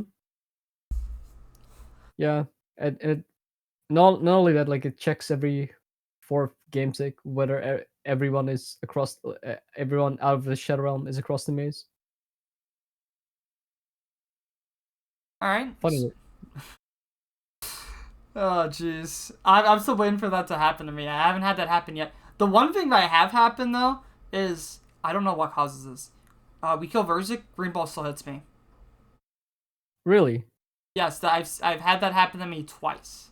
And I I don't guess know what causes it. If it's related to something by, like, maybe controllers or something. I don't know. I'm not sure what causes that to happen. But I've had that happen to me so. twice now. And I'm like, what the fuck? Why did I just get So hit by how green ball? do you have a clip of that? Like how much time is there between Verzik's death animation and you getting hit with a I green don't bomb? I don't remember. It was like 2 years ago or something, and I haven't had it happen to me since. Let's But see. That's, that's everyone, funny. yeah, everyone around me saw it, and I was like, "What the fuck? How did this happen?" And everyone else was like, "Huh, that's so weird because we killed it, and then right after That's- I still got hit." yeah, maybe they just fucked up and they fixed it at some point. Like one of those unintentional mess ups to the raid. I hope so because it would really suck if you're like a hardcore Iron Man and you die to Oh something yeah. like that. Oh, speaking of which, like I saw some clips of people trying to TP out to their POH out of a Desert Treasure 2 boss, and it just didn't let him tell you out. Because it got TB'd. Um, well, he was fighting one of the DT2 bosses. Like I'm not sure if they have a teleblock mechanic, but the Oh, I think what was going on is the game thought he was already in his POH while he wasn't. what? I think he was getting the message you're already in your POH. Are you sure you want to tell you? Like Oh if my you gosh. like you'll get that message if you try to click on the teletype if you're already inside, right? Yeah. I think he had something like that happen, but he was still at the boss. Oh That would jeez. really that'll be a nasty way to lose your status. Oh yeah. 1,000%. Okay, so let's move on to the next question. So let's go back a bit. Mhm. So let's talk about what other content and scales do you enjoy doing? Because we've spoken a lot about Mhm. solo ToB Mhm. and just ToB in general. But I'm kind of curious, what else do you enjoy in this game? What else do I enjoy in the game? I like well, actually, like a lot of the super casuals, like ToB is always gonna have that special place in my heart, of course. But there are a lot of stuff that I would still like to get into. Kind of a one-trick pony in the game, and I would love to pick up the Inferno and try to get a decent PB in that at that. Uh, I'll probably like I'm not gonna get at the level of the guys like Edicon anytime soon, but uh, Give it time, bro. would love to learn that. Yeah. Uh, like when I was doing when I was getting my first few capes, I definitely did enjoy that by far. Out of all contents, pieces of content. Um, I kind of like the DT2 bosses, if I'm very honest. What else? I I actually love it when there's a new quest in the game, but that's not really something you do to a regularly like as on a regular basis, right? Yeah. Um, when I'm not doing top, I'm usually like just rotating through Slayer content, I guess. Like uh, whatever boss I get, like I can do with certain tasks. Whatever that I can AFK, I guess. Scale.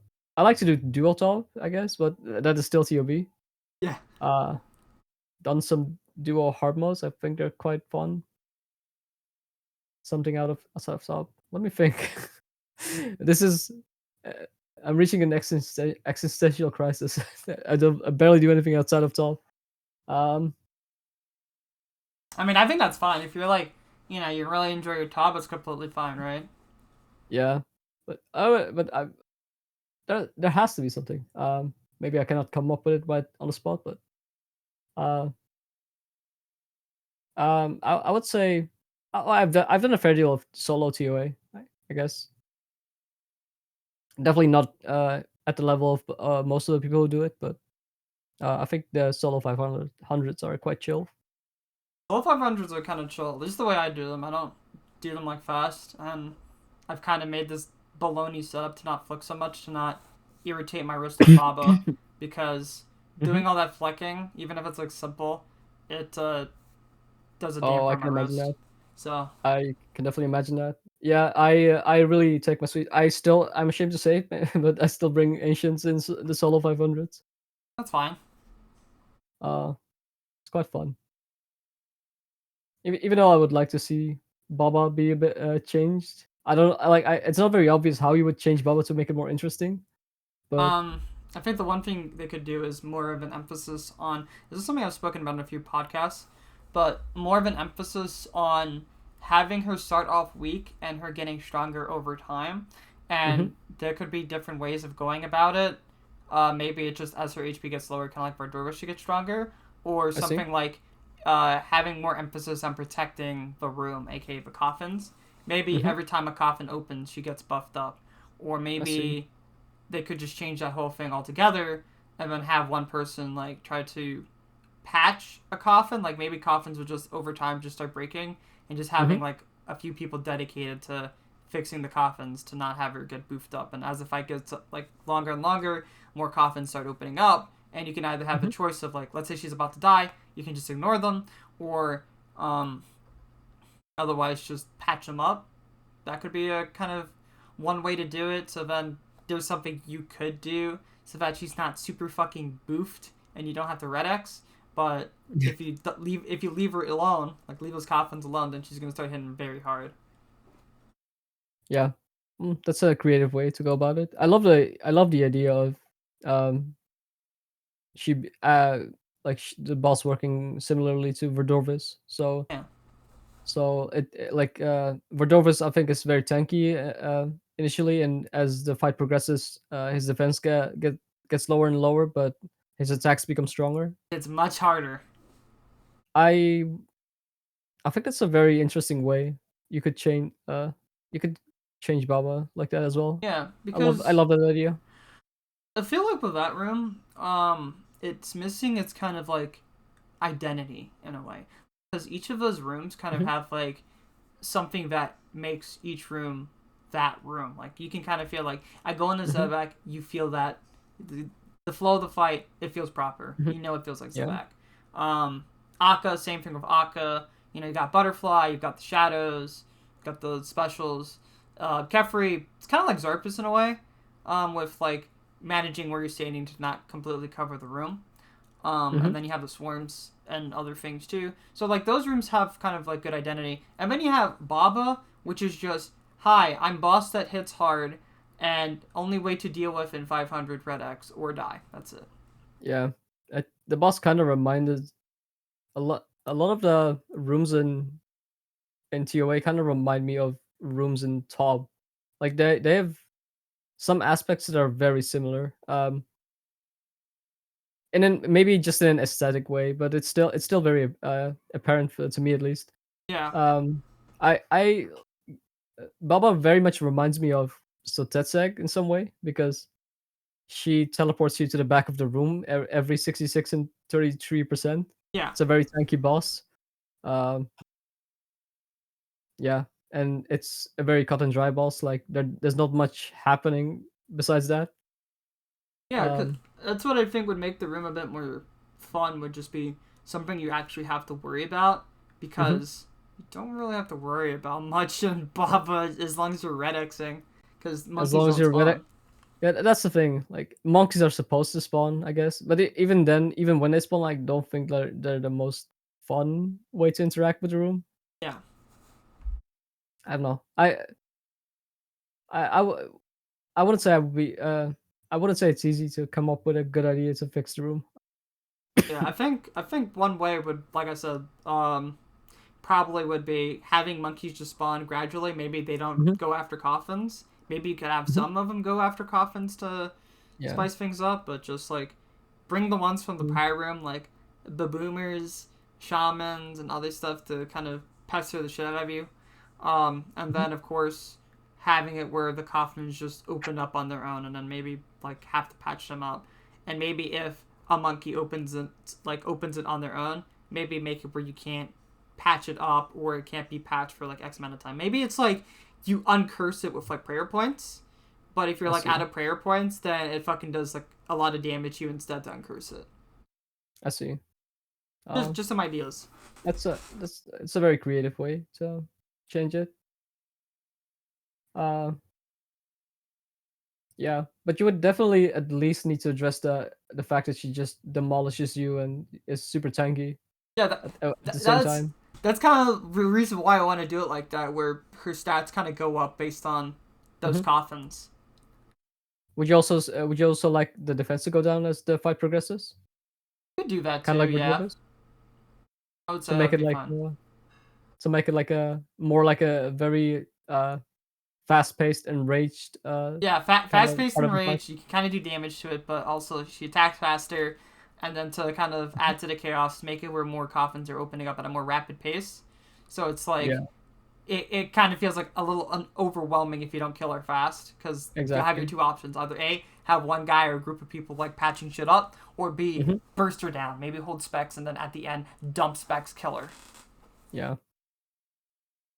I guess when you present like that, that's definitely a lot you can do about the boss. Yeah, that's like this is one idea. There's probably a bunch of other ideas people have come up with, but I think that's just like a way to kind of still, not completely change the room, Mhm. but like add like this whole new way of doing it, and then just adjust the HP if they need to kind of make it where the room time is about the same as it currently is for most scales, Yeah, maybe even faster. I think the boss room itself is not that much the issue time wise. It's also the fact that you have an entire budget Nilo waves before it, and I, I, I Yeah. think I think it's a combination of like the least favorite puzzle room, which is not really a puzzle room, uh followed by kind of a cut and dry boss. Well, a boss that ends up being cut and dry because of the way people ended up doing it, right? Um, I would say maybe the Baba room definitely needs some tweaks as well. So some of them have already been pulled, right? So Yeah. they pulled to make the volatile monkeys kill deal AoE damage to the other ones. Yeah, I think that's a great idea. that already feels like a good change. I feel like it makes it a little Yeah. bit more unique because now you have an enemy that with Mhm. strategic placement you can blow up other like monkeys, and that's fantastic. Yeah, I love that idea. Um, I want to make it faster paced, right? So they spawn faster. Yeah,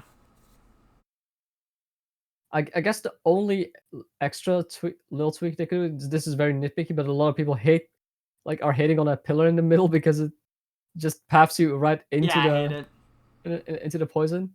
I would say you could make it not completely transparent, as in you cannot run through it, but at least make it something like a gate. You can fire through it. That'd be kind of cool Yes. because I think that would make it way more well, I would say way less annoying. people have suggested to make the room smaller and remove a statue. Yeah, I've seen the redesigns suggested on Twitter. One of them was by Mr. Hootie, I think. Yeah, Uh, yeah, I think that's definitely part of what makes the room a little tedious because they can spawn anywhere in the room, right? So you have to run like a million miles across the room to get that monkey that you have to melee because it's super tanky against the other styles. So it kind of feels like there isn't a real flow, unlike in the Nilo room, which is reasonably sized and you can reasonably reach most of the crabs like in a reasonable amount of time. yeah, And you don't have to. They also have like more of a reasonable HP, so you feel that there's a flow going in that room. yeah. They're Unli- squishier, Yeah. um, and they're not as tanky. But the enemies in TOA, especially as you scale up, right?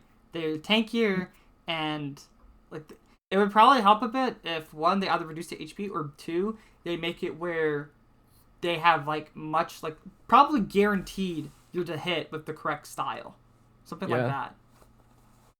Yeah.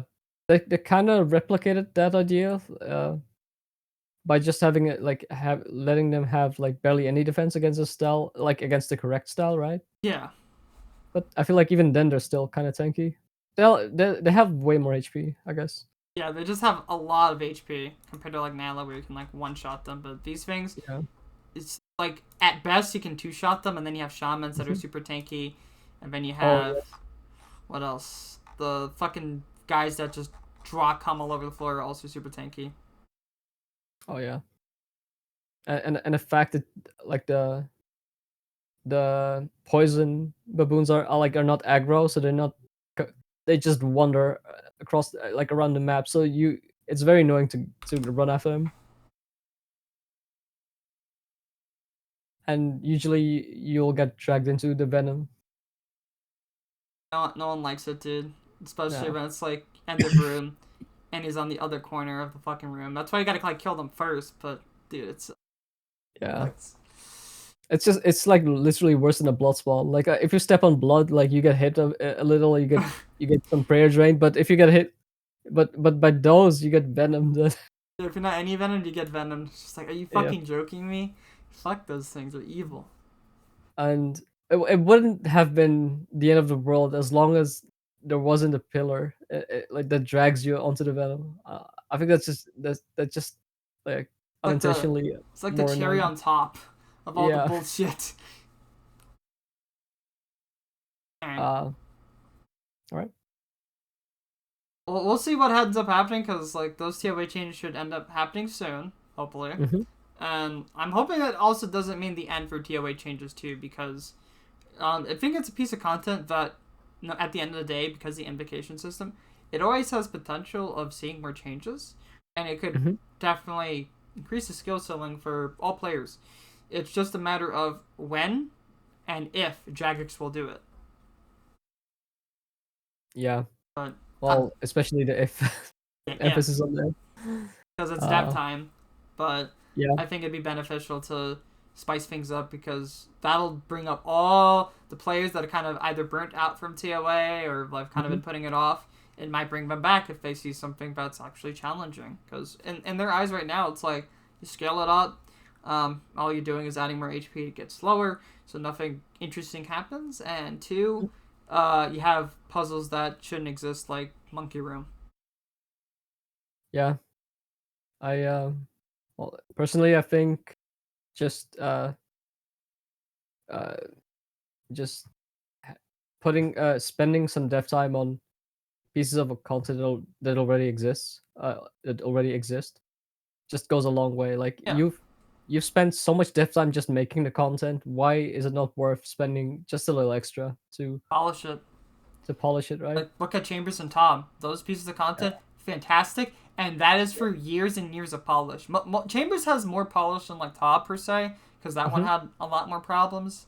Like Tob, Hmm. there's just a tiny bit of polish and a little bit of pixie Hmm. dust sprinkled on it. For the most part, that content was like fine. Only needed a few Yeah. changes to make it as good as it is And now. we're still not satisfied, right? There are still a few more tweaks that would love to see. Yeah, Very easy to implement tweaks like that would cost almost no dev time. But I don't know. There's just a lack of communication between us and the devs. I think Goblin's been doing like a good job, but then again, Yes, it's like he's one man, and it's hard to like hear out all the opinions of every single exactly. player, especially when we're kind of like, sadly, we are the small 1%, Hmm. the 0.001% of the game. Yeah, and to be honest, like we like as as a player base are the hardest to satisfy Yeah, group of players. Like it is impossible to please everyone. 1,000%, Uh, yeah. So like, what's the reason they should listen to us instead of the like majority. yeah? Oh man. But shout out to Goblin. Mr. Adicon and Hugo made a little platform where every like quote unquote representative of a community could suggest the top five picked. I'm sorry. Let me get some water real quick, Hydrate, if that's hydrate. okay. Yeah, go hydrate, All right. man. Be right. Hydration important. It's getting a little dark in here, so I got scared by lights, dude. I wasn't expecting that. I'm sorry about that. Um, so yeah, Mr. Adicon and Hugo made like a little platform, like a Discord server where everyone could come up with feedback regarding specific pieces of content. I did my part for changing solo top, like in the way we discussed, Yeah, and I believe did something similar to that where Goblin was asking for feedback. So they took yes, like the top feedback there. I think Sanity did as well. And I think yes, the few things that I heard multiple times: tacked on yeah, defense, a Mutta dial, and then there's some like TOA stuff and then other things that were mentioned. yeah, yeah. Exactly. That's all part of the thing going on with what Adicon has set up. So it's all being channeled into that Discord, and um, the idea is that we make finalized versions of the feedback so Mod Goblin couldn't read through all of it. The idea was that it wasn't like specifically one or a niche of like niche content that was sent to Jagex as feedback, but just as many communities and niches as possible. Um, and we try to give it to Mr. Mod Goblin in a presentable way, so he can go through it at least. He promised that he would have a look at it, but obviously he cannot make promises to uh like Implement make it. changes happen, right? Yeah, because at the end of the day, he's got to present it to the rest of the team. Yeah. But shout out to him for having a look at least. Got a goblin. Yeah. All right. So let's move on to the next question. Let's talk about Desert Treasure 2. So we can Hmm. talk about the items, the bosses, and of course, the Awaken Challenge. Man, I was very pleasantly surprised by everything actually about uh the entire release. I like the quest. Like I love the storyline. I always I'm quite interested in the storylines of several quests. Yeah, I'm hella interested in the Majorat storyline, like 1,000%. Yeah. I used to watch my little brother play RS3 when he was doing all the quests of that storyline. Like you had quests like while Gothic sleeps, Ritual of the Majorat. Like it was a very long quest line. It was Yeah, very fun to watch. Like I'm very like positively surprised with like the production quality of the DT2. it was Uh, fantastic, and it's like yeah. it also like leaves you with like a lot of memories because from that quest, the one thing I will not be able to not remember was getting jumped by the sandwich lady because see, Oh so man. someone really leaked to me it's gonna attack me. So I was like, okay, let me dismiss her. And then that didn't work and she still tried to attack me and I was like, oh I fuck, they see. thought of everything. So that was I like lo- excellent I love addition. those like I love that kind of attention to detail. Yeah, that was I so love the fact good. they did that. Mine happened to attack me in my POH. It was funny. So what I ended up doing is like I just geared and I went back to my POH. It would attack like meet me up there again, and I would just abuse the spec pool and It hit claw. me at Narda. So what I did was I didn't have the right items to attack them. So I I was like, see. hold on, I'd hit the pool, run to the bank, get my items, and then go back to the pool and then fight her. I see. Wait, it hit you in Narda. Don't you have that like that altar there? Yeah, that's what I'm saying. The pool there. Oh, I see. I see. Yeah, So that's fucking funny. funny. I was like, yeah, you can't fucking kill me. I got infinite HP. And the real play would be something like have a Void Waker, and then just like Oh, I see. yeah, just constantly like hitting her. I think it's like after 3 attacks or something, she would like change her prayer a few ticks after the third attack. So if you did like three See, like blowpipes, you get like one more blowpipe in, and then it would swap.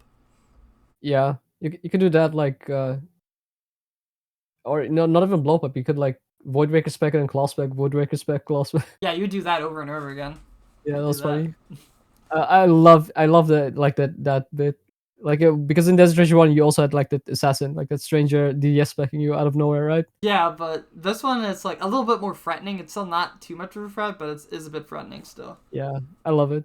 I loved everything about the quest, like all the designs of the new areas. I loved the part where you get to meet the Whisperer and everything before it, so where you have to like travel through the Shadow Realm back and forth. I love that, like those puzzles. Um, I the more tedious was part. Oh, sorry, go on. I was like I was not expecting them to introduce Zatak. Do you know Zatak or Zatek, the name of that god from RS3? It's like kind of like a Chthonian esque god or entity. But Hmm. that totem at the end when you go down the drain and you start going crazy, that was because Oh of yes. that entity being presented as to why that town's a ghost town pretty much because everyone went insane. Oh, I love that part. Yeah, they've I they've alluded to that entity a few times now. There's a story that goes about, Virgo and what kind of dwarf he uses, Imcando. oh yes, the forgettable tale of the drunken dwarf.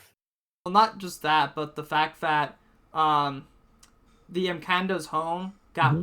completely wiped out Hmm.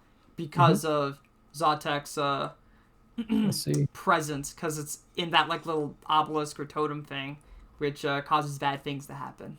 I see. So we're basically getting a foreshadowing of something of like maybe a new quest that's Yeah, related to that. I would love to see that. sailing would also be a good opportunity to introduce more Zawtech stuff because it's usually it's kind of based around the pirate Mhm. quests and stuff like that. That's where you see Mhm. that entity in RS3. But anyway, it's I see. a bit of a sidetrack. I got lore. I became a lore nerd for a second. No, I love to hear this. Don't worry.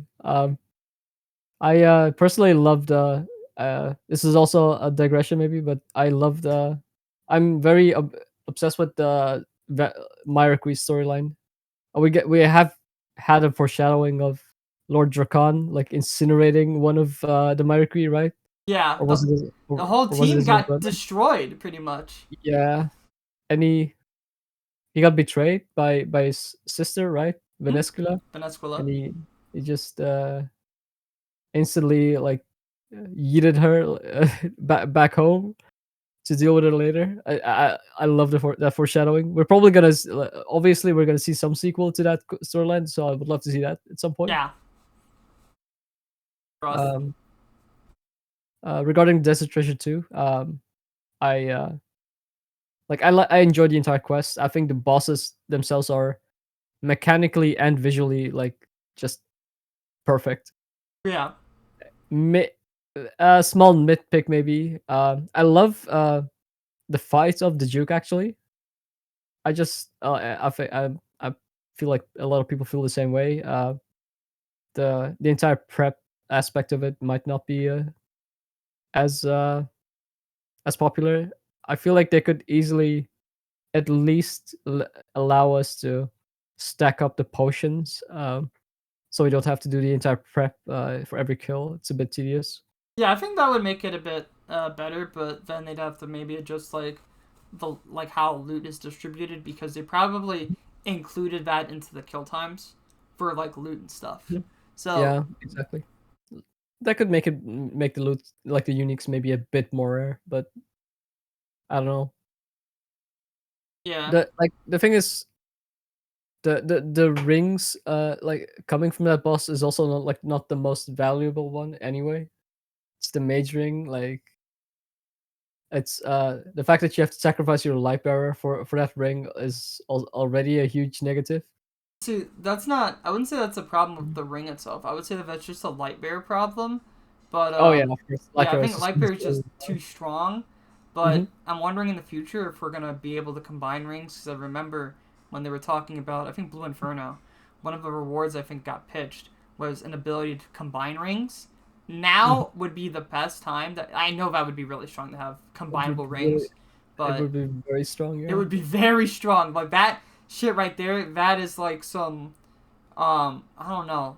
That is like ginormous upgrade type shit right there. Like something that lets you Mm. combine rings would be a giant upgrade. So that could be like a mega rare from something. As dumb as that might sound, like oh a fucking combinable ring. No, that the power of that thing would be insane. You would like you. It would be in your best interest to combine like the light bearer and whatever Pretty much, DPS you yeah. want, Pretty much. right? And then you'd need several light bearers because you want the light bearer with the Anarchist ring, like or the Venator ring, or light bearer with whatever other ring you want.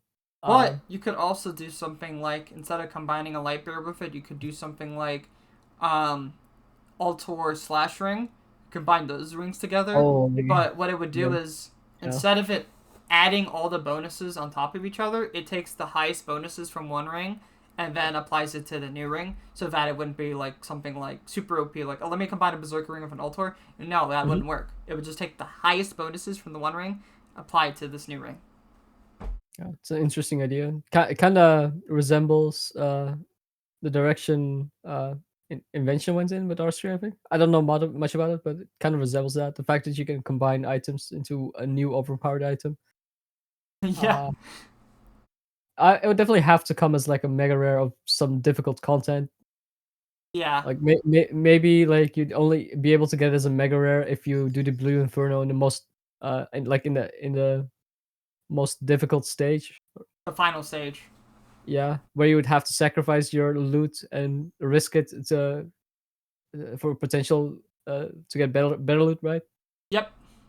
Kind of like the way what was the boss called? Telos? I think Telos worked like that. How else work like that? The enrage system where it's like you could continue fighting it more and more, and Hmm. then you could risk your lead for better odds of like big drops. Exactly. I like that idea. I hope they do. I hope they like. I'm really looking forward to Blue Inferno. Like they pitched the idea, but they haven't announced anything regarding concrete plan, like actual plans, right? Yeah, I think because now we have an inferno that actually gives you loot if it Mm-hmm. plays out well, on top of the fact that it'll be implementing roguelike mechanics. Mhm. So every fight could play differently, or maybe if, let's say, you're kind of lacking in one department for DPS, maybe your range is weak. So maybe if like a range modifier pops up for yourself, you could use that so it increases your range performance. They could do like so many different things with it. Like we've seen all the stuff from like Shattered Relics or just the Mhm. leagues in general. They could take some of those buffs and use those as potential things that you could get randomly. So, have you played a game like Binding of Isaac or any roguelikes before? Um, not cannot really relate to it. No. Well, let me kind of give you like a TLDR. As you play the game, it has like a random pool of different items that kind Mhm. of do different things. Increase damage, increase attack speed, change your projectiles, like etc. etc. Mhm. So you would have like options pretty much, and there are things to reroll it. But Mhm. to make things simple in RuneScape, if they were to do something roguelike, it would just after you complete X wave, you have three things to choose from. I One see. could be increase your attack speed. Another could be a chance of hitting twice. Another could be you have a chance to roll your max hit, and you're not guaranteed to get those three things. It would just be a whole pool of different I buffs see. that you could get, and some could pertain to melee, some could Mhm. pertain to mage, and you don't know. And hell, maybe some of them could even pertain to like giving yourself like endurance, tankiness, or even X after X amount of time you like blow like explode around you and it deals damage. So there's like so many different things that they could do with a roguelike. And that's what they pitched with Blue Inferno, and I think that would be insane. I'd The really love to see that. replayability, insane, and the mastery as well, and trying to figure out what would be the best build would also be good. Mhm. I think the only problem would be speedrunning. It would be trying to play for the best kind of perks, but Yeah. honestly, I would just But say then fuck that. Just doesn't matter. Just add that shit in. We'll have fun. If people want to keep resetting, all on you, bro. But I'll have my roguelike without yeah, speedrunning. I guess yeah, like a lot of like when you introduce new content in the game, like you never really take speedrunning into like people wanting to speedrun in it Yeah, into it, account, sh- it right? shouldn't it shouldn't be taken into account ever, Exactly. because then you kind of feel limited in ways. Don't get me wrong. I'm not saying fuck the speedrunners. No, but I'm just Exactly. saying you The should the try to cater to one audience when making an update because that might exactly. hold you back. Yeah, like you want the maximum creative freedom when you want to design new pieces of content, right? Yeah, 1,000%. Yeah. And if people happen to enjoy speedrunning it, then like that's just a bonus. Um, yeah, I the the double attack speed aspect of it, like that's definitely something I would like to see in the main game because that's something you only remember from leagues, right? Yeah, Having a having a three tick sight or a two tick whip or one tick blow by, I would love to see that again. yeah, I like hope. a piece of content like that. That's a nice thing about like some piece of content. You can kind of fuck around with really stupid OP shit in that piece of content and not have it Exactly. affect the whole game. Like Yeah. overloads, which I think at some point we'll have overloads in the main game, but for the time Mm, being, it's in chambers.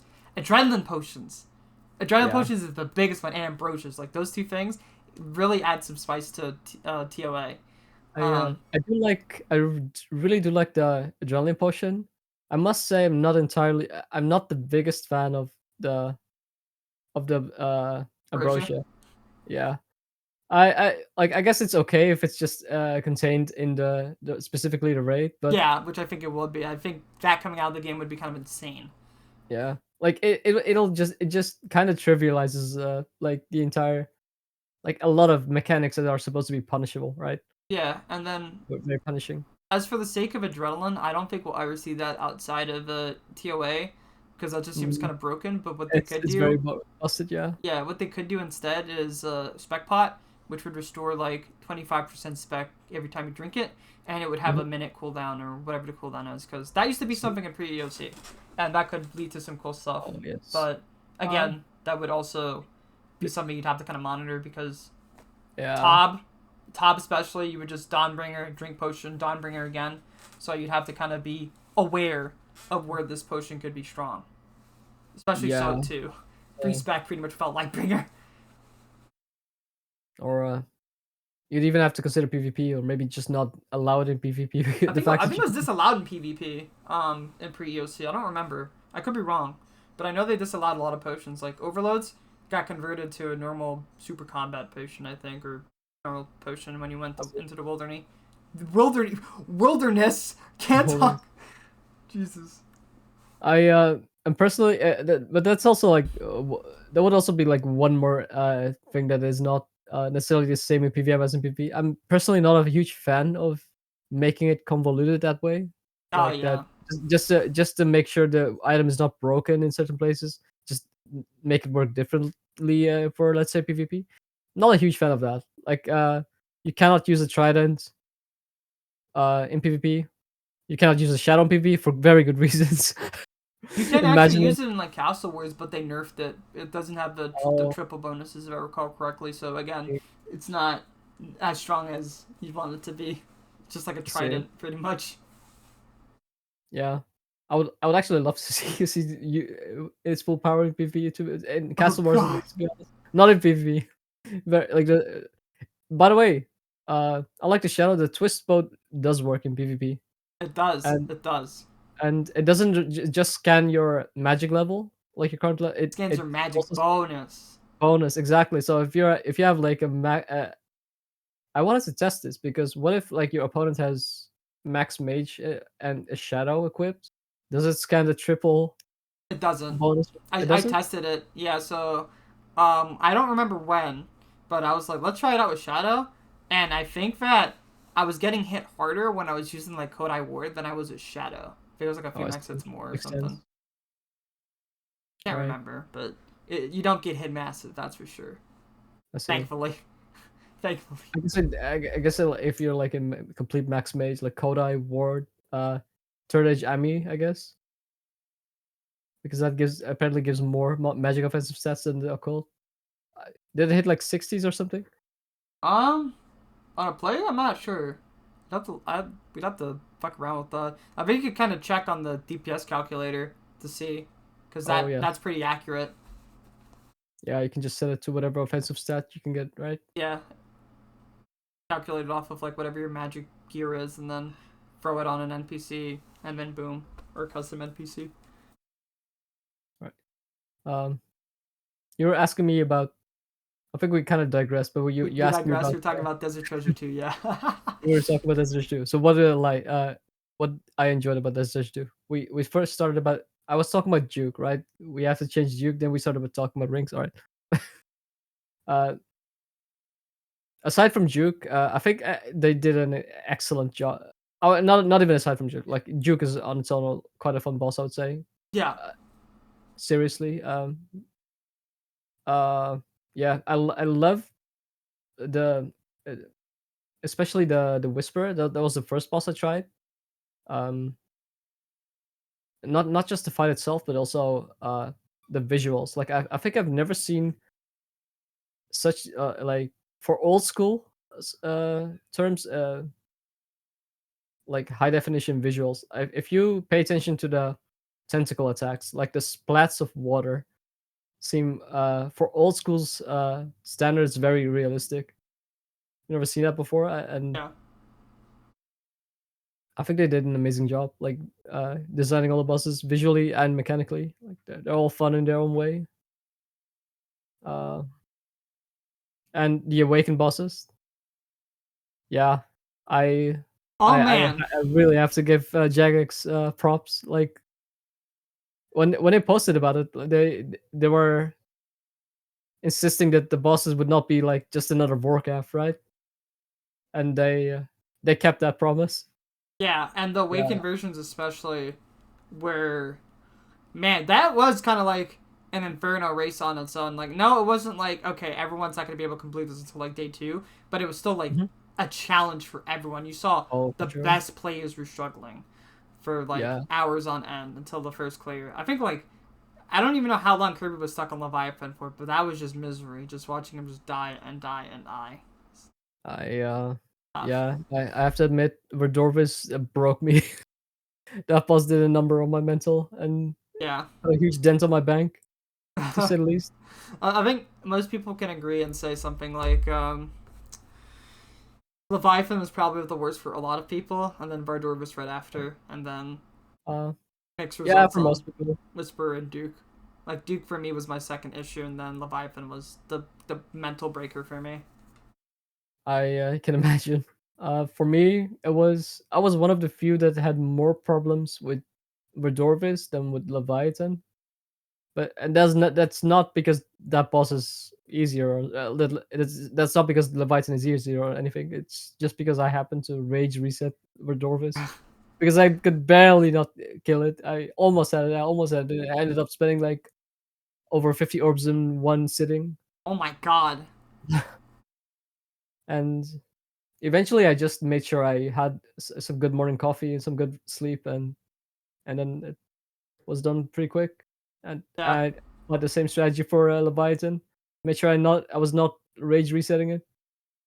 I think that's the most important thing for anyone that's sending a lot of runs is take breaks. Yeah. I think I've said it a few times on stream when I was like doing the Leviathan and other stuff. Those breaks are important because otherwise I would just keep dying and go over again. And it's like after tilting for so long, it just kind of like drains you. You feel tired and you just don't feel like you're in a good mood. Because I was getting like Mhm. I don't want to say like a full on migraine, but I could definitely feel like a slight headache or just like some sort of like my head was overheating or something. I don't know how to explain it, but I was not I feeling was good. definitely I know what you mean. I definitely was feeling something like that. Yeah. I was when I was trying Verdovas, I was just sweating out of like out of the maybe like intensity of the boss. Like I had to make sure my fan was on full power, like cooling me down because my head was just overheating from that session. Uh, Understandable, man. it's yeah, I have to give Jagex the props. Like they did an amazing job with both like the regular bosses, the quest, and the awakened bosses. They I could not have asked for anything more. I was Uh, genuinely shocked because I'm not gonna lie, I was a little bit let down by the fact that they shoved the new prayers, even if mhm, it's good. It's a good thing because at the same time you don't want them to rush something like that because yeah. all that stuff is gonna completely change the game. So Mhm, props to them for making the decision themselves to shelve it. But mhm. I was a bit sad because I was like, I was doing all these sibs. I was really excited to try things out. Um, and then they shelve it, and then it's like there's kind of that void because I'm gonna guess some of the rewards we would have gotten from each boss would have been a scroll to unlock a prayer. Mhm. Would have Yeah. made him a little bit more rewarding too. But um, Um. I think with what we have now, it's kind of fine. Like the new rings are pretty good. Kind of wanting to see if they'll actually end up being good for CMs and stuff like that. Because right now it's like I'm still on the fence, but Mhm. we all know for ToB, shit's pretty fucking good. Uh. Yeah. I can definitely feel that the bosses are maybe. I can definitely understand that the bosses might feel a bit rewarding, under rewarding. Yeah, you definitely feel that void of not having the prayer scrolls or like any new prayers at all. Yeah, I was also one of the many who was really looking forward into like really looking forward to the new prayers, but um, can totally understand why they scrapped the idea for now at yeah. least. I I'm And still under the belief that we might not need a whole new prayer book, mhm, but there was that Reddit post that was talking about god alignments, where based on the god you're aligned with, you would have like four prayers. I think mhm. that would be a better idea, and that would be a way to introduce like kind of unique ways of spicing up your prayer book through god alignments. True. But the problem would Yeah. just be offense trumping all. That's it. Mhm. So Yeah, like that's usually how it goes, right? Like as a PvMer, you just always want to go with with whatever gives you the highest DPS output. yeah, Um, the I saw I looked at that Reddit post. The only problem with it was like it did not really specify what the prayers did. It was yeah, just like the idea of how you could introduce the new prayers. Um, I haven't really thought much about it. I think it might be a good, fun, and creative way to do it. I don't know. I would definitely love to see new prayers in some form of shape. Maybe a new prayer book, but maybe in some other. Scrolls. Yeah, could definitely come through scrolls. Hopefully from some new, very high level PVM. And yeah, I think that I think it would have been suitable if they went through with it to only reward the new prayers from the awakened bosses. Oh man, that would be fun. They would have been brutal. You're a madman, you know that? I mean, there are already people doing like 70. There's already Noob Type who has done almost 80 Awakened Verdorvis. I think Hisoka already gets like consistent Awakened Leviathan KC. So, like, that would be just very high uh reward for very difficult content, right? Yeah, but the only issue is Iron Man, and if Iron Man can't get it because they can't boss, especially if they're orb gated, Uh, then you're gonna probably yeah. see a very long page. And even then, I feel like that wouldn't be good to do. Yeah. This is my take on it. I think Mhm. that on something like that, because that shit is hella hard. That shit is hella hard. Like I think Yes. it's in a way it's worse than Inferno because Inferno has more to learn, but once you've learned Hmm. everything, it's pretty easy. But Yes. this shit, even when you Yes. learn it, the execution required is fucking far out of anything Yes. in this It's game. definitely on a new level. Yeah, it's short, but it's hard. That is Yeah. what makes it so fucking difficult. But you can keep Yeah. retrying it, even if it costs money. I don't think we've had any content that's even comparable in a game. No, we haven't. Yeah. That's what I like about it. It's I aspirational. really love it. Yep. It's like uh, when I was doing Leviathan for the first time, like Awakened Leviathan, like I for the first time in years I experienced Jad hands. Like I was getting nervous towards the end. I've never Yeah, felt that in a while. it was. Actually, Each boss didn't give me nerves until I got to Leviathan. My heart was beating hard. yep. Did you see that streamer? What was his name again? Hunter, I think. Yeah, I saw Hunter. Uh, He's my boy. with his heart rate monitor. Yeah, Uh, it's I think he said like his heart rate spiked to 140 BPM towards the end at Leviathan once. I think if I play with a heart monitor, I want to get one at some point. But I'm pretty sure my heart rate would have probably been like easily like 170 or something. I don't know. It would have been really high. It felt high as shit. Yeah, I'm actually kind of curious what it's my heart rate would be if I played with one. what I tried to get one, but like the good ones are very expensive, especially if you wanna have a nice overlay. I yeah, definitely gotta give them props to making introducing new content that makes me feel like a noob in the game again. Like I was seeing the Giga Chats like Sync and Adicon like uh relatively one and dunning them, and I was so much behind. I was feeling like a noob again, and it gave me mixed feelings. Like I didn't like the fact that I was not one and done, like not finishing them like one and done like them, but at the same time, I love the fact that there is content in the game that I cannot do so easily. Yeah, like I Uh, look back at it and I hated the grind. I was mhm, frustrated. yes. But that's the beauty of difficult content. Usually, when you're struggling and you feel like you're not making progress, Mhm. obviously you're gonna hate it. But when you get the clear, the dopamine, Yeah, the n- dopamine rush. nothing beats that. It's so Yeah. fucking good when it's like a nut, like it's a hard nut, a hard fucking nut. Yeah, I can agree to that. Um, yeah, definitely. Like, I definitely like experience like n- haven't like felt that in any way like since my like first Infernal Cape or my first solo top clear. Like ma- after you do that, like there's just nothing in the game that can like give you that same dopamine rush. Yeah, And yeah, gotta give them props to like give us that feeling of euphoria again. yeah. Yeah. But the bosses, the awakened bosses, the quest, everything was good.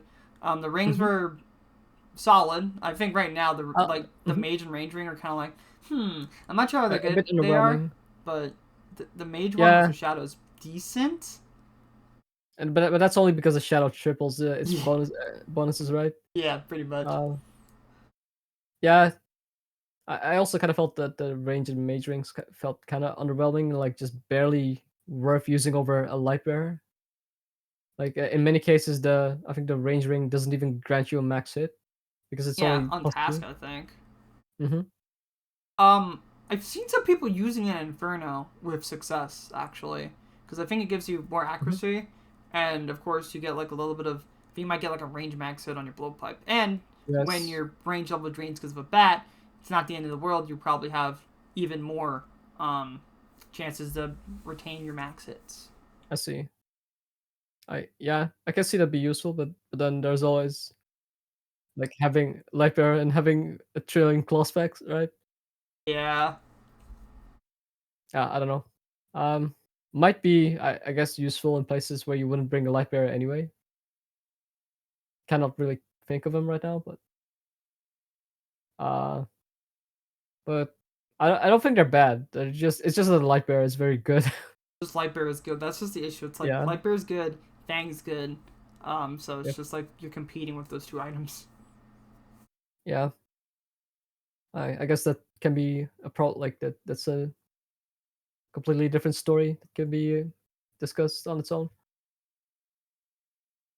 Yeah, it's either like they have to make it more of a rare item because it's such a strong item, so it makes sense it's more rare. Either nerf Mhm. it or just do something to kind of either A, bring it in line, or B, introduce something to Mhm. combine items as well. Yeah. Would be the Yeah, solution for the rings, at least. those two items are on a very tough spot. Like at the least they could do, in my opinion, is at least remove it from the entry mode drop table. Um, like those items are way too strong and way too common. Like why can should you be able to get them on a zero invocation? Yeah. Uh, I don't think it's ever too late to make changes to drops because look at Zara, right? I think oh yeah. there's so many that have come into the game. It's never Hmm. too late to make the change now before, you know. Yeah, I fully agree. It's the ship has never sailed, or maybe Yeah. if the ship has sailed, at least plug the holes. Don't let the ship sink, right? Don't let it say. Uh, yeah. I mean, like that's obviously the big elephant in the room. Everyone's been talking about it. Like the Fang is just outclassing so many items that where it has no issue, where it has no business outclassing them. Uh, Yeah. like like the fact that it outclasses or is even on par with the Scythe. Excuse me. The fact that it's like on par with a mega rare from ToB is yeah, that says enough. What Uh, ends up happening with those. I'm hoping they address it at some point, but yeah, like every major PvMer is mentioning it, right? So hopefully they won't be ignoring it for too long. all right. I think the last thing I'll touch up on is the axe. The axe takes Hmm. quite some time to make, and it feels a bit underwhelming. But then Hmm. again, I don't know if it needs to be super strong because it was supposed to be an item that was like behind the scythe, right? So it doesn't have to be super Yeah. strong. But I felt like it should have been like just a little bit better on the bosses themselves, because it's like I think it's Mm, only good on Bard. yeah, it's I'm not really sure. It's quite strong on what on like NPCs that are not 3 by 3 compared to the Yeah, Scythe, right? Uh, and I love the mechanic. The fact that you can stack up its damage and sacrifice some HP for it. I love I love that idea and it's the fact it's how it. great. Yeah, I really like it, and it's like you kind of have to think about how you go about specking because of Mhm. that. So it's like you want to use the axe as long as possible, and then when you plan the spec, dump your axe stacks, and then you Mhm. spec. It's apparently very. I have never used it yet, so I can't really say much. But it's apparently very strong in PvP. So like I Yeah, don't think there's any 5 tick weapon that's on par with it. it, Uh, it's fucking strong. it's very strong. I guess like if we were to use it in an NH, you kind of sacrifice it. Like it's a drawback that you have to use stacks to make it good because they can just play melee, right? So Yeah, I don't know. I feel like it's in a good spot. It's like not game breaking, but it's can be a very interesting weapon. might feel a bit underwhelming for how difficult it is to obtain at the moment. Maybe. Yeah, maybe that's I it. feel So like. once we're coming to the game, it might not feel as bad. Mm-hmm. Um, Virtus I think is fine, I guess. It's in a good spot. It's useful, and as far as I know, it is useful in certain top skills depending on your gear. Yeah. Haven't looked into it much. I like Virtus. Well, I like the way it is now. Not game breaking, but very useful if you're deciding to use ancients. All right. So I think we'll wrap up with that question, and we'll talk about what our hopes are for the future of the game and what you'd like to Hmm. see in the summer summit. I know we've spoken a little bit about like Blue Inferno already, Hmm. and I think we briefly mentioned sailing. So now would be the excellent opportunity to talk about like anything else that you'd probably want to see in the future, or what you're Right. hopeful for of. Um, well, in general, like uh, there, I guess there isn't really anything I can come up with specifically that we haven't discussed already. I don't know if you remember that Twitter post of the entire Wildy expansion I that did see they that. Yeah, would love to see more of that. I saw very creative bosses being pitched. Hopefully, we get to see more of that and actually being implemented. Like, hopefully, it's not just a tease. Uh, uh, I think I really haven't thought much about sailing, but I think it can be a very good update. I'm not necessarily against the addition of a new skill, even though I'm very passionate about not skilling, but it's fair. uh, I uh, I think it can definitely make for interesting expansions of the game. Yeah, Um, it leaves for a lot of opportunity to expand on not just a PVM, but like new resources, oceans, yeah. new ways to skill. Hmm. It opens the doors to so many things and like new quest lines. So sailing, I think, would have probably been the best way to kind of expand on the game, Hmm. in regards to different aspects. It has the most like out of the other skills, because no offense to the other two, like taming and budget Shamanism. invention, shamanism. Hmm. I mean, you're not gonna get like a whole sea expansion out of it. Maybe I'm wrong, because you can always add areas without having to add a new skill. But it just makes the most sense to, have like this whole vast sea of Hmm. things because it's sailing. Yeah. I I uh I would I would love to see in what ways it could expand on the game at Yeah, least. I'm hoping Uh, hoping good things come out of it. um, what else? Well, obviously Blue Inferno. Hopefully more about the Myraku quest line. Like I would love to see the sequel and would love to know when we get to see it. I Uh, think expanding on the Zurich quest line too would be kind of cool because we're kind of left on a cliffhanger right now. We're not sure what's the fate of the council. which quest line you mean? The Zurich quest line. So after The Kingdom Zarek. Divided, Oh, I see. I just all the shit that's been going on. I don't know what's gonna Mm, happen next. would definitely love to see that. Uh, Yeah, and they also added Vorlamore in the cache. So something tells me we might see something in the Summer Summit about mhm. Varlamore, because why would they add that in the cache otherwise? But Varlamore. yeah, Wait, can you enlighten me? it's just like a land south of Mount Quidamortem, Oh, I see. like a whole different section to Korend, pretty much. It's like its own I see. civilization. Think like Romans. I think that's why they're kind of going with like Colosseums and shit. I see. Oh, definitely seems interesting. Uh, yeah, and maybe a cliche, but we can only dream of Raids 4 maybe at some point. Doesn't have to be next year. Doesn't Imagine it maybe in comes out 2 years. next year. Probably not. Maybe in 3 years, 4 years. Maybe not even a raid, but like some sort of like group content, because it'd be Mhm. nice to get like a group boss that you can kind of do in like different skills, like 5, 4, 3, Mhm. 2. Maybe not solo. It'd be nice to have like another duo boss, because right now it's like a lot of solo stuff. Having a boss you kind Right. of have to do would be kind of nice. I hope that at least if you can do the boss in different skills, that it doesn't just scale down to how many players there are. Like, I, I hope it doesn't just simply scale down its HP to the number of players. I It, love this. I really love the direction ToB went in, where it barely scales, where it doesn't scale down further yeah. than a trio. They could do it like Um, next. They could do it like next, because next I felt like's mhm. fine, because duo is a fun and difficult scale because HP doesn't scale down at all. I could do it like that, yeah. But at least in that case, don't make it a click boss and brew simulator, click yellow Yeah, simulator. that's the only thing I'd tweak, but Uh, the main thing would just be the HP yeah, stuff.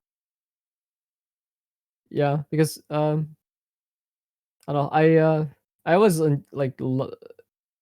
love the fact that a boss takes just way longer to kill in a very small scale, but it's also more rewarding. Like you get the same flat drop rate after finishing the boss.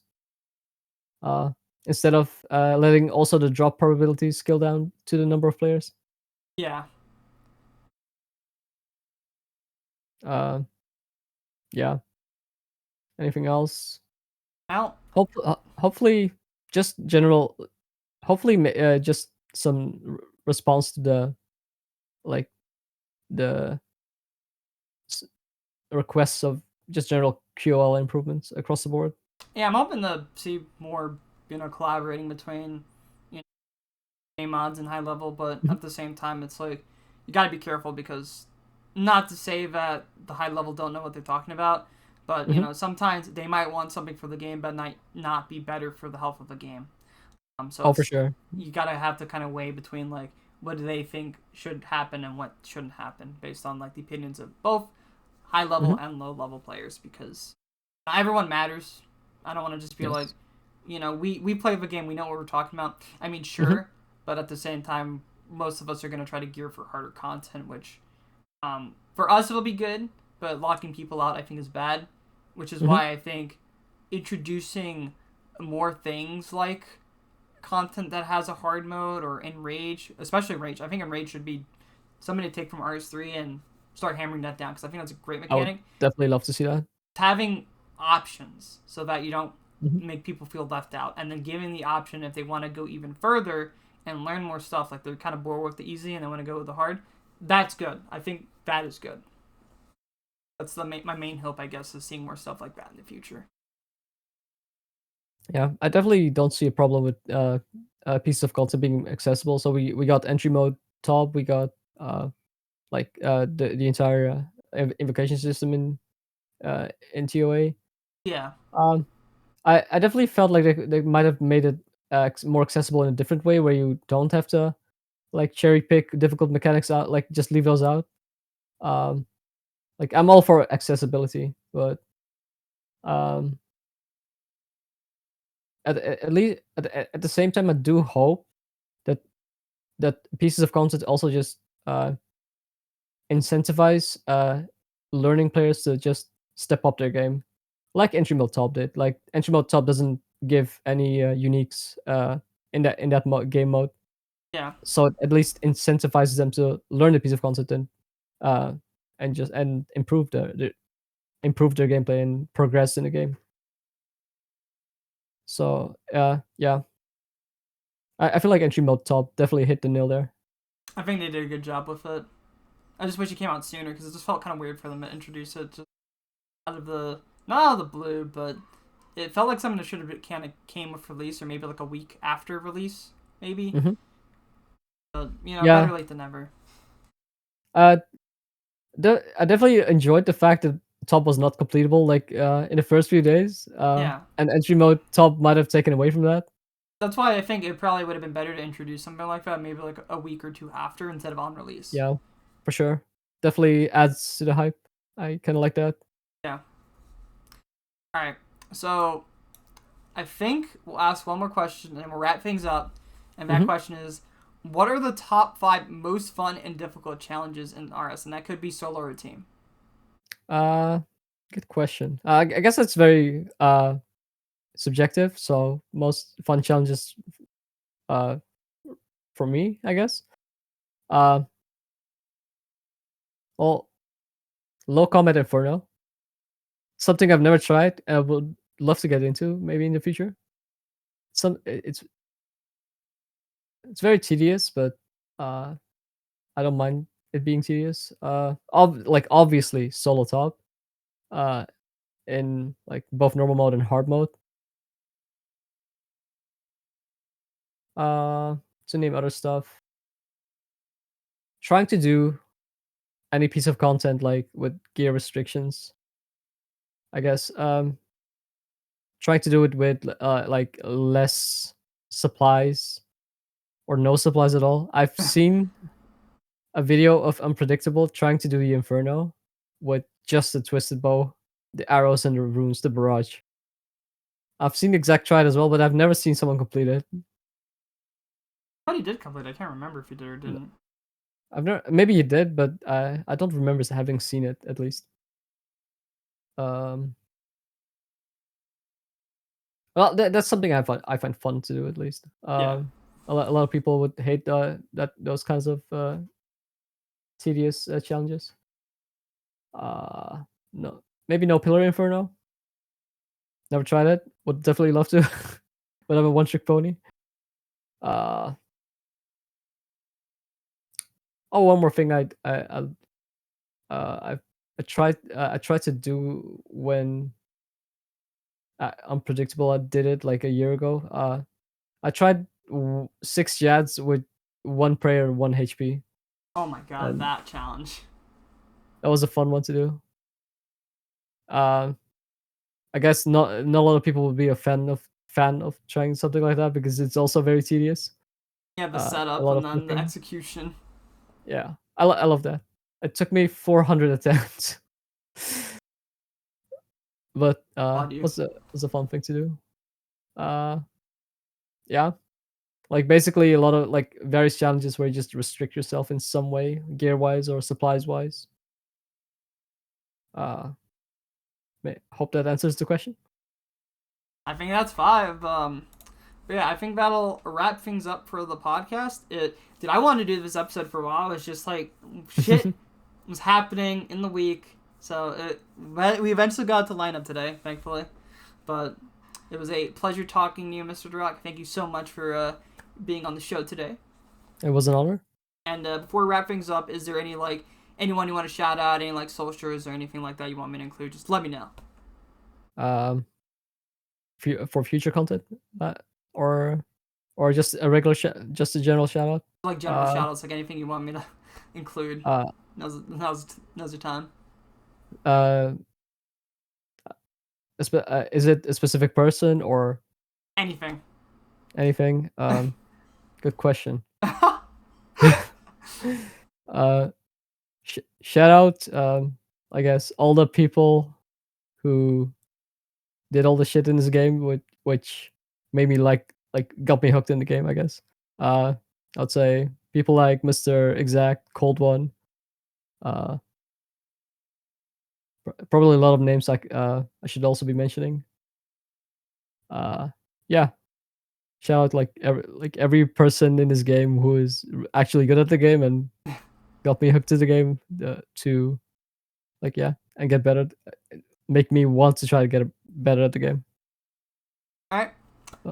Well, again, thank you so much for joining me, and I hope to all the people that are going to be watching this on YouTube, I hope you guys enjoyed this episode. It was really fun. It was really fun talking to you and talking about ToB and all the fun and quirky things that make the game tick, as well as what we've got with Desert Treasure 2 in the future. Yeah, thank you very much for having me. I had a blast. All right. Until next time, guys, I will see you on the next PvMer Spotlight. All right. See you guys around.